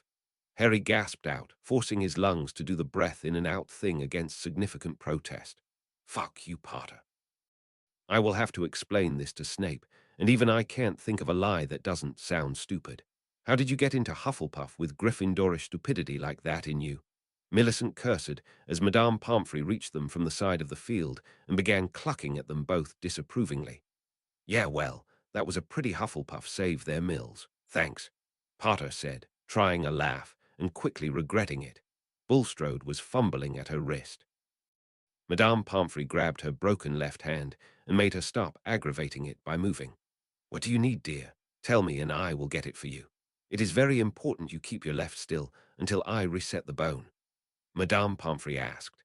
The 2 Quidditch teams had settled onto the pitch beside the down players as Millicent Bulstrode uttered the line that would go around the school until the Yule break. Give me my bat, Madame Pomfrey. I am going to beat the stupid out of that Hufflepuff. If he dies, he dies. Millicent Bulstrode shouted. Adrian Pusey, who had been arguing with Marcus Flint about the unslytherin action of Bulstrode, broke into a laugh and settled the issue for his house. I don't know Flinty. She sounds pretty Slytherin to me. Pusey smirked. Heal up, Bulstrode. Decent beating out there. If Malfoy would have been as willing to take a hit, he would have caught the damned snitch and not dodged it. Loss isn't on you, he said, turning to face Draco to make sure he got the message. Draco's humiliation was public, and for a Malfoy, that was a fate worse than death. Malfoys could die, but it should be to poison, spell, or blade, not embarrassment. Some things were certainly not to be tolerated. He would have his revenge. Harry, Hermione, Neville, and Bulstrode sat at the Slytherin table, watching Noodle and Hedwig spar for bits of chicken. Between the magical rock viper that had 3 goblin silver runes woven into its flesh, in what was clearly some form of forbidden dark ritual, and 3 chatty Hufflepuffs, the entire rest of the Slytherin house was gathered at the senior year end of the table, granting them their privacy out of something like horror. I still don't see why we couldn't do this at the Hufflepuff table. There are 3 of us, and no one is going to treat us like we have the dragonpox just because we are having dinner together on a Saturday, Hermione said, as she watched Neville and Millicent having a battle to see who could consume the most food without breaking perfect pure-blood table manners. $4 of us are from Hufflepuff. I know Speaker may not be bright enough to stay on his broom, but he is still one of us, hissed Noodle, alarmed that someone was excluding his speaker, even if the boy was proving less sensible than the average mammal. I think she was only counting the student Hufflepuffs, not the adult supervisory reptile Noodle. Millicent hissed, then switched back to English. See, now this is why we can't eat at Hufflepuff. I be able to speak parlor tongue, and Noodle shouldn't understand English. That is not how any of this works. My Slytherins are all sensibly off at the other end of the table, praying you don't get badger fur in the canapes, whereas if we were at the Hufflepuff table, someone would have tried to hug me by now, and everyone would have noticed that all 4 of us seem to speak Parseltongue, and nobody needs to translate English for Noodle anymore. Are we ready to talk about the changes since Halloween? Millicent asked quietly. Harry started. Not a big thing, but my air sense is even better, and I'm starting to find that when I do any transfiguration or charms based on air, they all kind of just work better. When we got bonded, I got Anzus as my new rune, and I think it's making me think a little differently. Like when we play Quidditch, it is kind of like I see all the moves everyone has to make, and get to play out in my head how each of the tactics go and sort of pick my own accordingly. Neville sighed, then said softly, I got Jira, which Professor Babbling says is the harvest rune, but it's like cycles. I see how things are supposed to grow, decay, die. I mean, I used to be terrible at potions, but now it is like I don't just see how things come together or judge when to add stuff or take it off the heat. I can kind of nudge it a bit. Then there is the other thing, Neville said, breaking off in a whisper. Harry piped up. Yeah, we were doing a run in the Forbidden Forest just to get out of the wind, and we got jumped by an acromantula. Bit of a shock, actually. Neville here just kind of waved his wand, and this great bloody scythe appeared, and suddenly we had 2 half acromantula, which, while deeply disturbing, is a lot less threatening. Millicent shrugged. Also harvesting, and I hate spiders, so no big deal. Maybe don't duel anyone until you figure out what makes that happen, but good to know you have it in a pinch, right? Hermione turned to her and asked, What about you, Millicent? You got Isa, which is the ice rune, not Lagers, which is the flow rune I would have expected for someone Noodles called Water Witch. Millicent smiled. Snape has actually started talking to me about my development as a potioner. Isa is ice, all right, but it is more than that. Isa is stasis, stillness, mental clarity. I can slow and stop changes in things. In a potion, I'm kind of like the opposite of Neville. I can delay things happening, or keep them from happening too strongly. It lets me take all kinds of risks, because I can either keep things from getting out of control at all, or slow the release down so it isn't dangerous. She smiled. It's a good thing I am honest, because it turns out I can also slow down the flow of energy in rune constructs. I was able to shut off the alarm on Filch's office and steal back the romance novel he took away when he caught me reading by the greenhouse. Hermione frowned. That can't be all you can do, though. I mean, it is the ice rune. Millicent ran her fingers through her hair and looked down at the table. All right, fine. Part of the reason that the other Slytherins are sitting at that end of the table and leaving us alone is that Pansy Parkinson got a little bent out of shape, that I saved Harry after he and Neville made Draco look like a wimp and loser in the Quidditch match. She, Daphne Greengrass and Tracy Davis cornered me in the girls' shower when I didn't have my wand. They brought theirs into the shower, and I kind of panicked. Hermione, remembering the first rule of Slytherin girls about never going to the bathroom alone, grabbed her arm and cried out, "Oh my God, were you okay? What happened?" Millicent grinned. Let's just say Daphne came very close to being the true Ice Queen of Slytherin. Pansy Parkinson almost froze her nipples off, and Tracy Davis had to beg Snape for a hair growth potion after her frozen hair cracked and fell off. I was able to make sure nobody was seriously harmed. Millicent said, but her eyes grew haunted. For a few seconds, though, I was afraid I killed them. She grimaced. That is it. You will be bringing me to shower every day. I cannot allow you to be around these uncivilized beings when you do not have your wand. Noodle hissed angrily. Thank you, Noodle, but it would be a problem trying to smuggle you in the common room every day, and I can't have Hufflepuffs bringing you in. Millicent said softly, trying not to get misty-eyed about an overprotective snake. Don't be silly. I can let myself in and out. You have not noticed all the doors in Slytherin open to his tongue. Not even the death-eating crow can seal his office against you if you tell it to open in Salazar Slytherin's tongue. Noodle said smugly. Ask any snake on the Slytherin common room wall. They will tell you the same. Hermione sighed. Wonderful, we have the key to every lock in Slytherin, but 3 out of 4 of us who are not snakes are stuck locked up in Hufflepuff whenever something goes wrong. We really have to do something about that.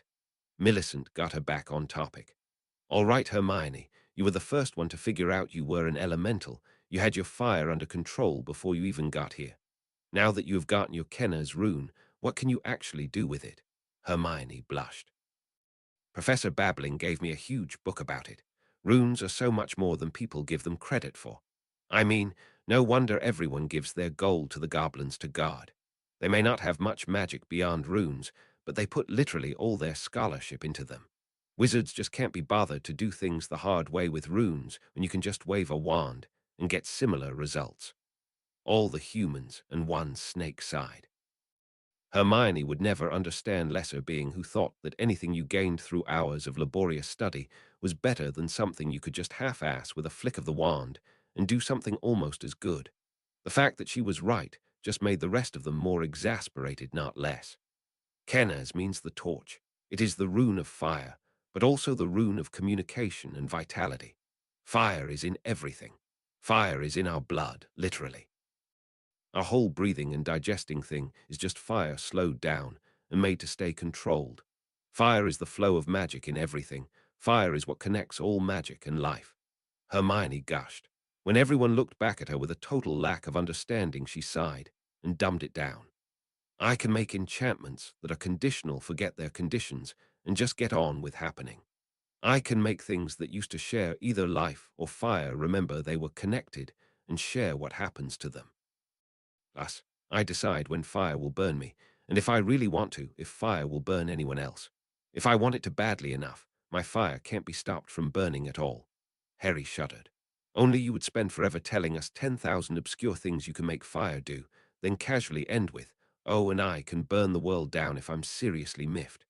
Dollar Mouse Giver wouldn't burn the parts of the world I was in, so if you stay nice to me, you will most probably still live.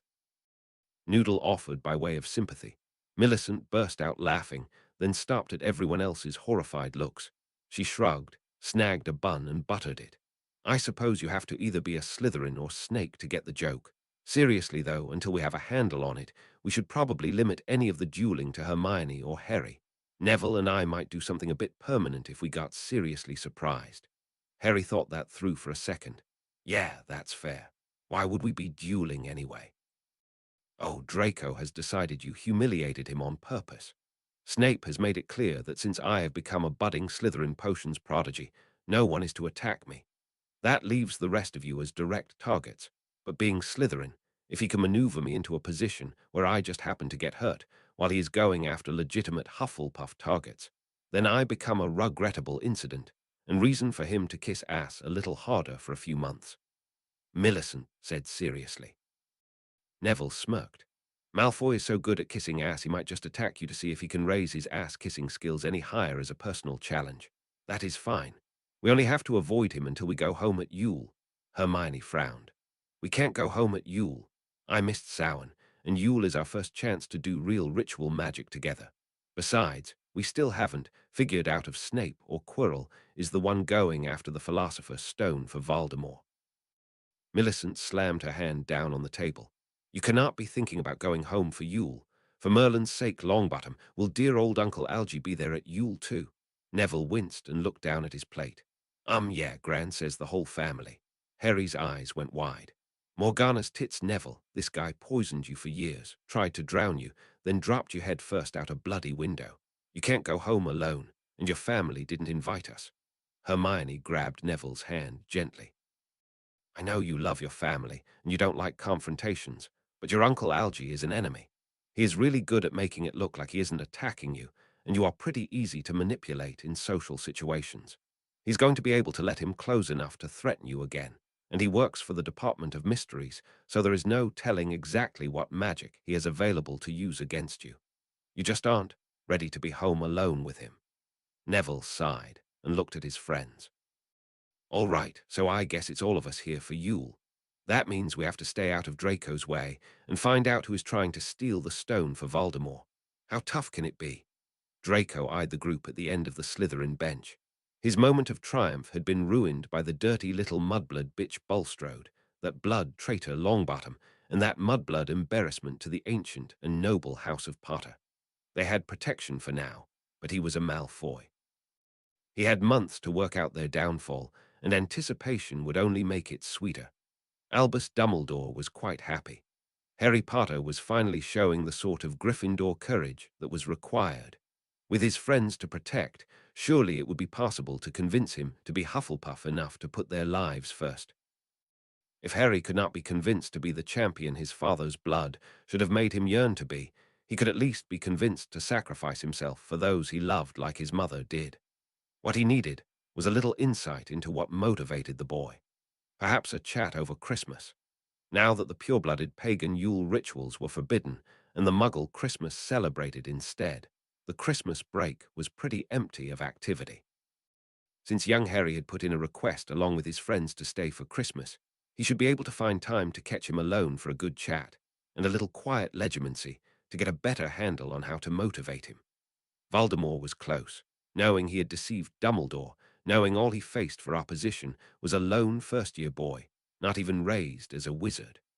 Tom Marvolo Riddle, the Dark Lord Voldemort, would never credit a child as being a threat to his plans. He had seen Harry bleeding and broken several times already this year. Surely, any fears of Harry being somehow invulnerable should be dispelled.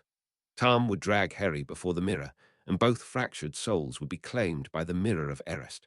No one would ever know that Voldemort fell to the superior strategy of Dumbledore, champion of the light. No, let the people believe in the prophesy, in the miracle of love and the boy who lived. If Harry had to die, let him at least be remembered as the savior of wizarding Britain. Harry, Neville, and Millicent finished their usual somewhat punishing basic Beto workout and joined Hermione and Noodle where they relaxed in Hagrid's hut, where it was warm and nothing was willing to risk Noodle to try and eat you. I still think we should pick a different route. Those acromantula keep going for Neville. Millicent complained, opening the door to Hagrid's hut. I don't think you are fully accepting the training potential of jumping acromantula as a training aid. They are much less predictable than bludgers. Good training, that is, argued Harry. Too right. Bludgers don't drop down from the shadows above your head, spring from trapdoors hidden in the ground, shoot webs 50 meters to try to catch you, or jump like someone shot a carnivorous 8-legged cow from a catapult in a mad attempt to eat you. Neville argued. Now, Aragog's kids can be a little playful, but they ne'er ate anyone, Hagrid argued. That is true, Millicent mused. They don't actually eat you at all, just paralyze you, drag you up into the tree, and wrap you like a cabbage roll. Then they inject their venom into you, and you slowly dissolve inside over a period of weeks. They tap you like Bark's wine at a stitch and bitch until you run dry and they bin you with the recycling. Not sure what in this forest eats what's left, but you sure don't see anything left behind. Avid recycler, your forbidden forest, Millicent said in a very Slytherin sort of satisfaction. Hagrid puffed out his chest and defended his friend. I've known Aragog since I could hold him in my hand. He won't never hurt no one. I've met his kids 1,000 times, and none of them ever really seriously bit me. Maybe nip a time or two, but nobody meant nothing by it, Hagrid insisted. Hermione rolled her eyes. Knowing sweet, gentle Hagrid could never conceive of the fact the Acromantula were terrified of Hagrid because their best paralyzing bites were utterly ignored, and he brushed aside their strongest trap webs the same way he did leaves, without even noticing that they were intended to trap and hold anything wizard, centaur, or stag, stupid enough to touch it. Hagrid saw the best in people, even when it wasn't there. Harry saw a cauldron sitting on the fire and froze in panic. Hagrid, you aren't making us breakfast, are you? Harry said, every ounce of willpower keeping the rising fear from his voice. I'm sorry, Harry. I can put on some rock cakes if you need a kip, or we could head out to the Great Hall. I'm sure the ooze elves have some scones or such out for early birds like you. I am not cooking per se. I just have an egg on the fire. Health reasons. Hagrid said sadly, as if ashamed he couldn't feed his visitors properly. Harry looked relieved that Hagrid was not going to pass what he called food on to them again. As a half-giant, what he could enjoy digesting strayed so far from what anything mammalian could digest that most trolls would think twice before consuming. Hermione kicked him and eyed the pot with an arched eyebrow, but Harry was content to let sleeping Hagrid food lie. She was their designated scholar, but as Muggle-raised, were sometimes alarmed by things wizard and goblin-raised folk knew were at least normal adjacent. They passed through the heavy woods between Hagrid's hut and Hogwarts, continuing their discussion, pausing only for Harry to turn and wave at a perfectly normal bush that was refusing to move with the wind and seemed to breathe normally until spoken to. "Morning, Draco," Harry said cheerfully, noting that Draco was hiding under the illusion of a bush in the light November rain, spying on their morning workout. If he wanted Quidditch secrets, he should think about doing a workout rather than watching it. But Draco was Draco. "Nice bush, Malfoy." Millicent sneered in Slytherin. "Glad to see you aren't manscaping. The way you always seem to be stuck between Crabbe and Goyle had a lot of the Slytherin girls if you weren't thinking of flying for the other team." The bush that totally was not admitting it was Draco Malfoy began to swear at Millicent and suggest any number of anatomical acts which were highly improbable without extensive yoga and some space-enhancing magics. It did sound suspiciously like Draco Malfoy more than a random talking bush would, even this close to the forbidden forest.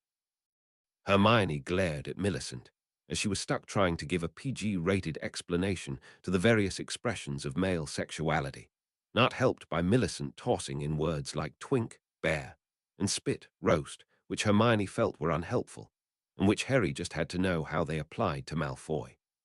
It is thus largely Draco's fault that Hermione never got around to telling the three beaters of her fears that the egg in Hagrid's cauldron was a real problem.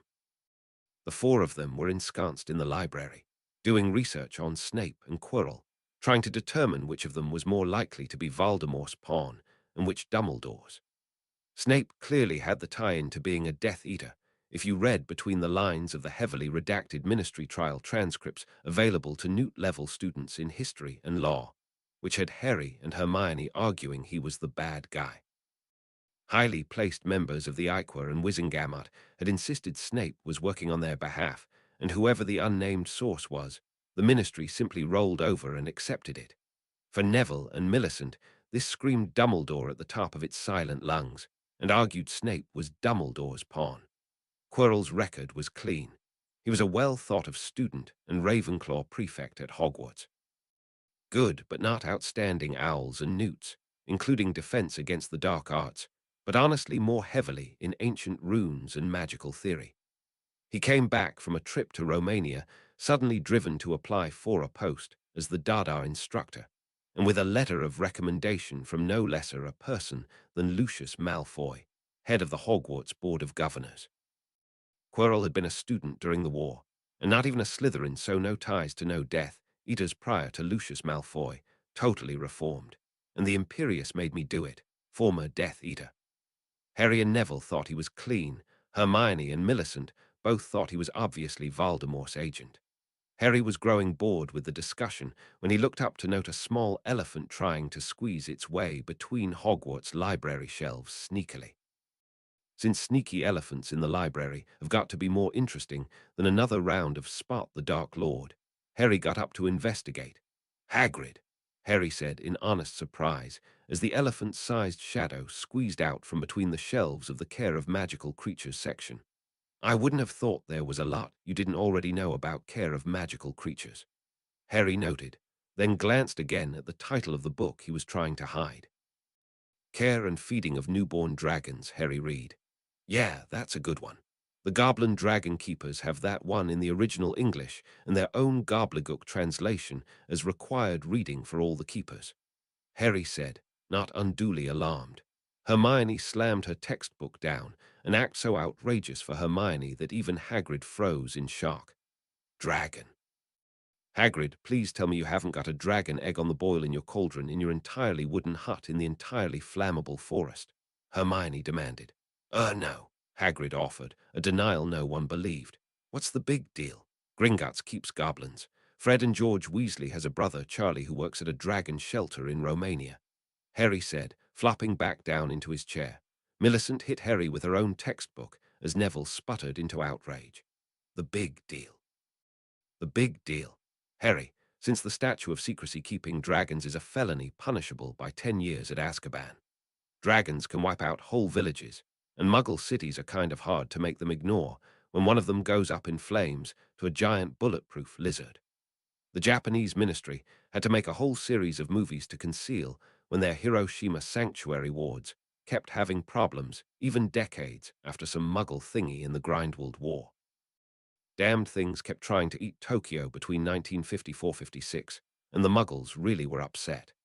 Neville was in a full rant now, because his goblin friend seemed to be ignorant of the fact he was, in fact, a wizard, and that the ministry really would punish him as one if he got caught aiding and abetting illegal dragon breeding.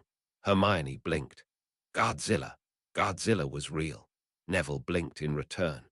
"How did you know the name of the Japanese dragon sanctuary?" Millicent could sense the danger of conversation derailment and got them back on track. "Focus, people," Millicent snapped. "Hagrid, my fuzzy, trusting friend, am I correct in assuming that you somehow managed to get a hold of the second most magically controlled magical reptile in all of Europe through some sort of utterly innocent, but at the same time utterly dodgy way?" "I don't know what you are talking about," Hagrid said, eyes shifting uncomfortably. Millicent massaged her forehead, feeling a Gryffindor headache coming on. "Please tell me at least this is a dragon, not a bloody basilisk," Millicent pleaded. Hagrid looked offended. "Well, of course it's a dragon. I have it on the fire, don't I? Your basilisk egg needs cool, dark, and damp, and I shouldn't have said that. I shouldn't have said that. Not the basilisk part. I don't have one of those. Dangerous things, your basilisks." Hermione sighed and sank into her chair in despair. "But you do have a dragon. Hagrid, those things are more illegal than human body parts. You don't just happen to come across them as an Easter giveaway at Flourish and Blatz. How did you get it?" "Won it off this fella down the pub. We was playing cards after dinner. On him it was, the drinks too.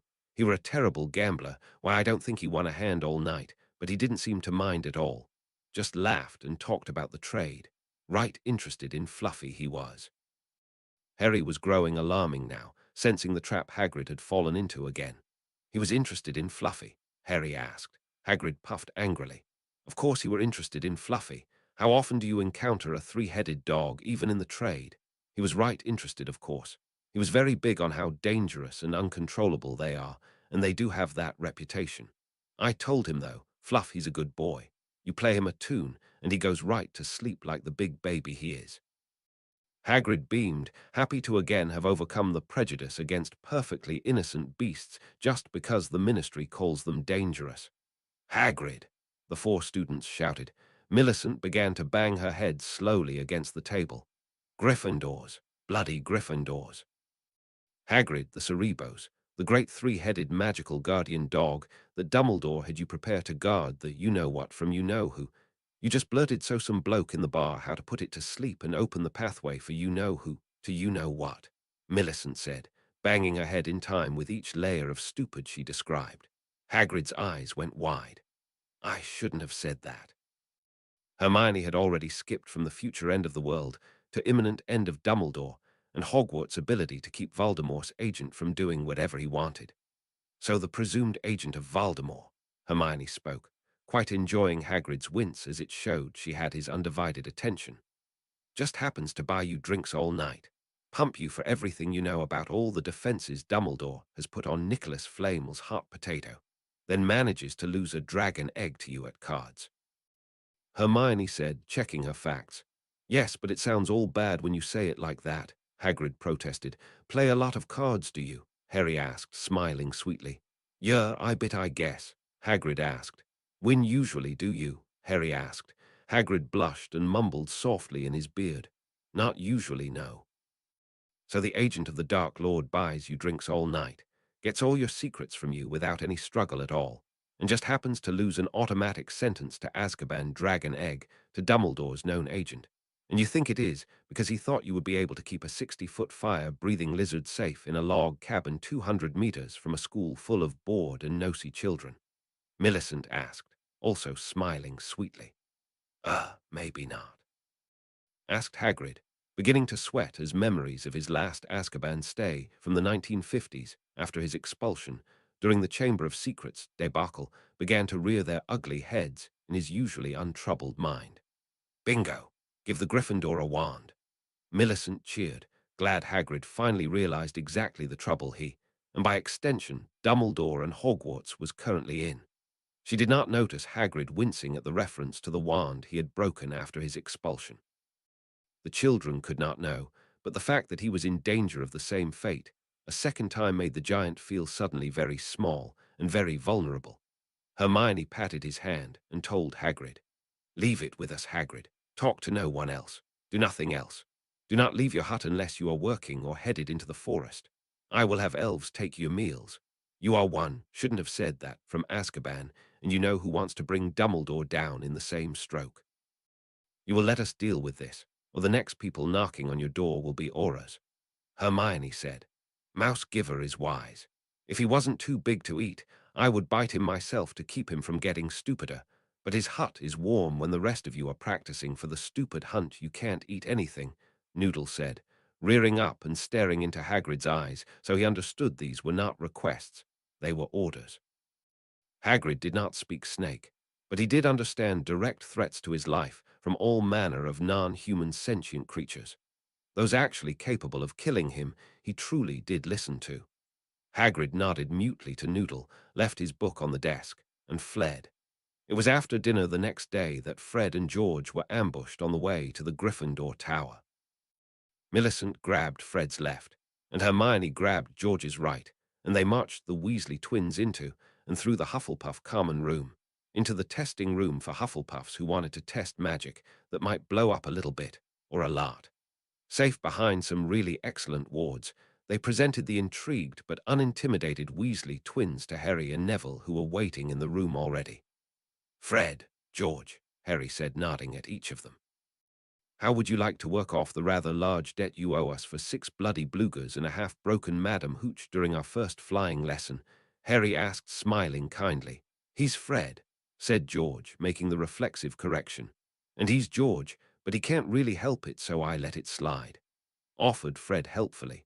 I don't care, said Millicent, already feeling a Gryffindor headache coming on. How would you like to balance the scales for assaulting all 3 of us, scaring Hermione as she had to try a spell on a moving target for the first time to save Madam Hooch's life, and keeping bloody Hagrid out of bloody Azkaban, you 2 ginger gits? Millicent snarled. Fred and George both winced, a bit guilty in retrospect. They never intended anyone to actually get hurt, and admitted that was a broomstick over the line. 2 blinks later, the latter part of the sentence kicked in, and something resembling a thinking adult wizard seemed to wake up from deep inside the recesses of a woefully underused shared Weasley brain. Wait, what's this about? Fred began. Hagrid going to Azkaban, finished George. Harry smiled and put an arm on each twin's shoulder. Now, what you should be asking yourself now is how can two sneaky ginger gits who have unknown and probably illicit ways to get everywhere in the castle without Filch, Snape, or Dumbledore himself catching you, and whose brother Charlie happens to work with dragons in Romania, possibly help Hagrid, who loves all things absolutely too dangerous to be allowed near a school, stay out of Azkaban? Harry asked. Merlin's Harry, swore George Balsac. Finished Fred. The big hairy idiot's got a dragon. They said in stereo, the very real fear washing over their faces, and the way their bodies slumped made it clear they understood everything that would happen should, and with Hagrid, when he got caught. Currently he has an egg, and he was given it by an agent of you-know-who wants to use catching Hagrid as a way to get Dumbledore out of the way. Hermione said, preferring to put all the cards on the table when making a deal. The bloody third floor. Said Fred got past the door and the dog, but some bloody plants tried to eat me. Was planning on giving it another shot over Yule, said George. Either Snape or Quirrell is working for Voldemort and using this as a trap. The other one is working for Dumbledore and using this as a trap, offered Harry helpfully. And that little git Malfoy is stalking both us and Hagrid, I think just because he's a whiny little pants, said Neville. But his dad was a Death Eater, and he's got zero impulse control, so it's possible he is working for either of them on purpose or just because he's an idiot. Finished Neville. Harry looked at them both seriously. So, knowing that getting involved in this could land you in Azkaban or dead by a Death Eater, that is not counting expulsion, detention and defenestration from the top of Gryffindor's tower, will you help us? Harry asked. They grinned, looked at each other. Little puffs. Began Fred, and not so little snakies, continued George, the idea that school rules, law enforcement, painful death, listed Fred, imprisonment, dementors, howlers from mom, expulsion, execution, fear, listed George, or good sense, they continued in stereo, could ever stop us is just silly. The continued forever. We're all in. Give us a day or two to owl Charlie. We will be stalking you to see who else is stalking you, and find a way to get the egg to Romania, Hagrid out of Hock, and make everyone chasing you look like right amateur idiots, they said together, each shaking one of Harry's hands. Hermione tried being the voice of reason, wanting their help, but not wanting them killed. This isn't Filch. We're talking about going up against Voldemort, or at least his chosen agents. Hermione spoke very sternly in her best attempt at an adult voice from a 12-year-old who was mostly curls and cute by volume. Fred rose up and did his best Snape impression. Voldemort, he doesn't even have a cat, Fred said, turning to George and sharing a nod, as if this made total sense. Millicent just massaged her head and muttered, Gryffindors. Noodle hissed laughter as the Weasley twins linked arms and danced out of the warded room, through the Hufflepuff common room, and off to the Gryffindor tower, singing Pour Oh Pour the Pirate Sherry from Pirates of Penzance. And there goes our best plan, whispered Millicent in horror. Yeah, cheered Harry as he and Neville exchanged a high five. Chapter 10, That Old Shell Game. Neville and Harry sweated as they carried the heavy cauldron through the forest to Hagrid's hut, made more awkward by the fact the cauldron was suspended between two long carry poles for a stretcher-style carry and covered with an illusion cloak. Blimey, Neville, this is ruddy heavy. Why do you have to be so damn tall? It shifts all the weight to me. Harry complained. Don't complain, Potter. The astronomy tower is 17 floors high, and the short guy goes first. I will have the heavy end up every flight and around every corner. Neville complained. Harry hissed, shhhhhhhh, louder than was strictly speaking necessary. You shouldn't have said that. Malfoy might be listening. Neville felt a mosquito land and bite him on the end of the nose. Cersei's tits, Harry. If he was within a mile, we would be able to smell the grease he uses to slick his hair back. I swear he milks Snape's greasy locks for it. Neville swore and pretended hard not to notice that a nearby holly bush was shaking and sputtering in rage. Oi, secret thingy coming through. Open the ruddy door. Harry yelled, kicking Hagrid's closed door. Millicent opened it with a disapproving frown. What part of the secret and stealthy part of the plan did you find required you to shout at the top of your lungs? The Slytherin asked coldly. Harry and Neville blanched. exchanged a look, shrugged, and chorused, "Sorry," in two-part harmony before disappearing inside Hagrid's hut. Hermione was clearly lecturing Hagrid, who was twisting an iron fire poker into something like a clover and staring at the ground, looking like a 9-foot, 600-pound 5-year-old getting scolded by his babysitter. "Honestly, Hagrid, why did you have to tell Draco of all people?" Hermione was asking. "It weren't my fault," Hagrid gushed. "I owe Professor Dumbledore everything," and Draco said he would get him fired. He peeked in the window and heard the egg banging on the sides of the cauldron, and he swore he caught me hiding something dark like a Dementor, tormenting it until it was mad, then getting ready to release it in the school to attack students. He said he knew Dumbledore was just using me as an excuse to attack the pure-blooded families that oppose him. I can't let myself get used against Dumbledore. "I told Malfoy that dragons aren't dark, and this one hasn't even hatched yet," Hagrid said defensively. "Hagrid!" Hermione shouted. "Gryffindors! Millicent cursed! Wicked!" George cheered happily, as if this was a wonderful development. "Telling him it's a dragon really isn't helping," Hermione said.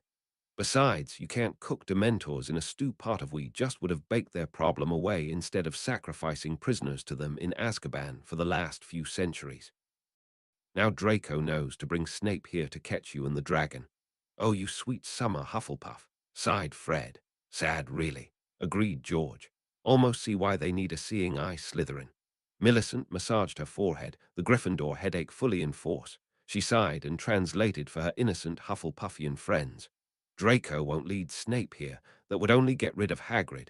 Dumbledore isn't involved unless he gets caught smuggling it inside the school," Millicent said. Then she frowned, turning to glare at the two Gryffindors. "Plus, it's so much easier to catch us on the frigging stairs to the astronomy tower with a freaking cauldron full of hot coals and an egg on a 7-foot-long stretcher going up 17 floors of stairs, since we announced to Draco what our plan was." Fred grinned and cheered, "Without an audience, my dear Slytherin. There just ain't no show," concluded George happily. Neville and Potter struggled out the door with a stretcher holding something invisible, but supposedly heavy, underneath. They moved slowly and furtively, their steps muffled by magic cast upon their shoes. Draco sprinted to the hall, the unfamiliar sweat making his hair uncomfortably sticky, and a stitch in his side arguing that Pusey had a point about needing to stop skipping the Quidditch cardio routine just because he's a seeker. He would tell Professor Snape. They would catch the blood traitor and the mudblood. Dumbledore's involvement, real or implied, would be enough for Draco's father to either oust him completely or force serious concessions. They were on the 3rd flight of stairs when a black smoke flowed past them and resolved into the form of the black-clad potions master. Harry's blood went cold because he knew from fragments of Voldemort's memories that particular spell was a Death Eater exclusive, a limited form of apparition that worked even under anti-apparition wards. "Mr. Potter, I should have known this kind of lawlessness was to be expected. Your father also thought he was above the law. Dealing in restricted magical creatures like dragons is enough to get you a stint in Azkaban, unless you choose to buy your freedom by sacrificing someone more important." Snape sneered, reaching out to rip the invisibility cloak off to reveal a solid gold enchanted cauldron marked with intricate Viking engravings and runes, the sigil of the most ancient and noble house of Longbottom being most prominently displayed. It was Neville that answered. "Sorry, Professor, but while there are lots of dragons carved on it, there are 8-legged horses, snakes, giant wolves, ships, and a fair number of ladies in states of undress. It isn't actually a dragon, just my family's cauldron. Could you maybe move? It's a great heavy beast of a thing, solid gold and all, and we have 14 more flights of stairs to the astronomy tower." Snape peered inside. The cauldron was empty, heavily enchanted, one of the most potent and pure cauldrons he had even seen, in fact, but it was in the end simply an empty cauldron. "And why, Mr. Longbottom, did you feel the need to conceal it under an invisibility cloak?" Snape sneered. "Solid gold in it." Harry grunted, settling his end on the ground. "All kinds of dodgy people creeping about, sneaking and following people. Half of them are probably thieves," Harry said piously. Snape snapped his head back as if slapped. Being accused of thievery by a student was not where he expected this conversation to go. Still, he had experience with Potter's father and his so-called pranks. He would not be distracted. And why, Mr. Potter and Mr. Longbottom, could you not use a school cauldron? And for that matter, why are you taking it up to the astronomy tower and not the potions dungeon? Snape said, ready to catch them in their lies, his legitimacy out passively to catch the first hint of deception. Harry grinned. Well, Nev and I blew up 4 cauldrons so far this year. 5, corrected Neville. 4, countered Harry. That last one had a crack in it from some idiot casting an ice enchantment on it in the class before ours, instead of just letting it cool down on its own and wait to start brewing. I am not taking the blame for that. Harry argued. Either way, no one is going to let us borrow the golden cauldrons the potions lab reserves for Newt students. Snape winced at the memory of the 2 children's toll on his precious cauldrons.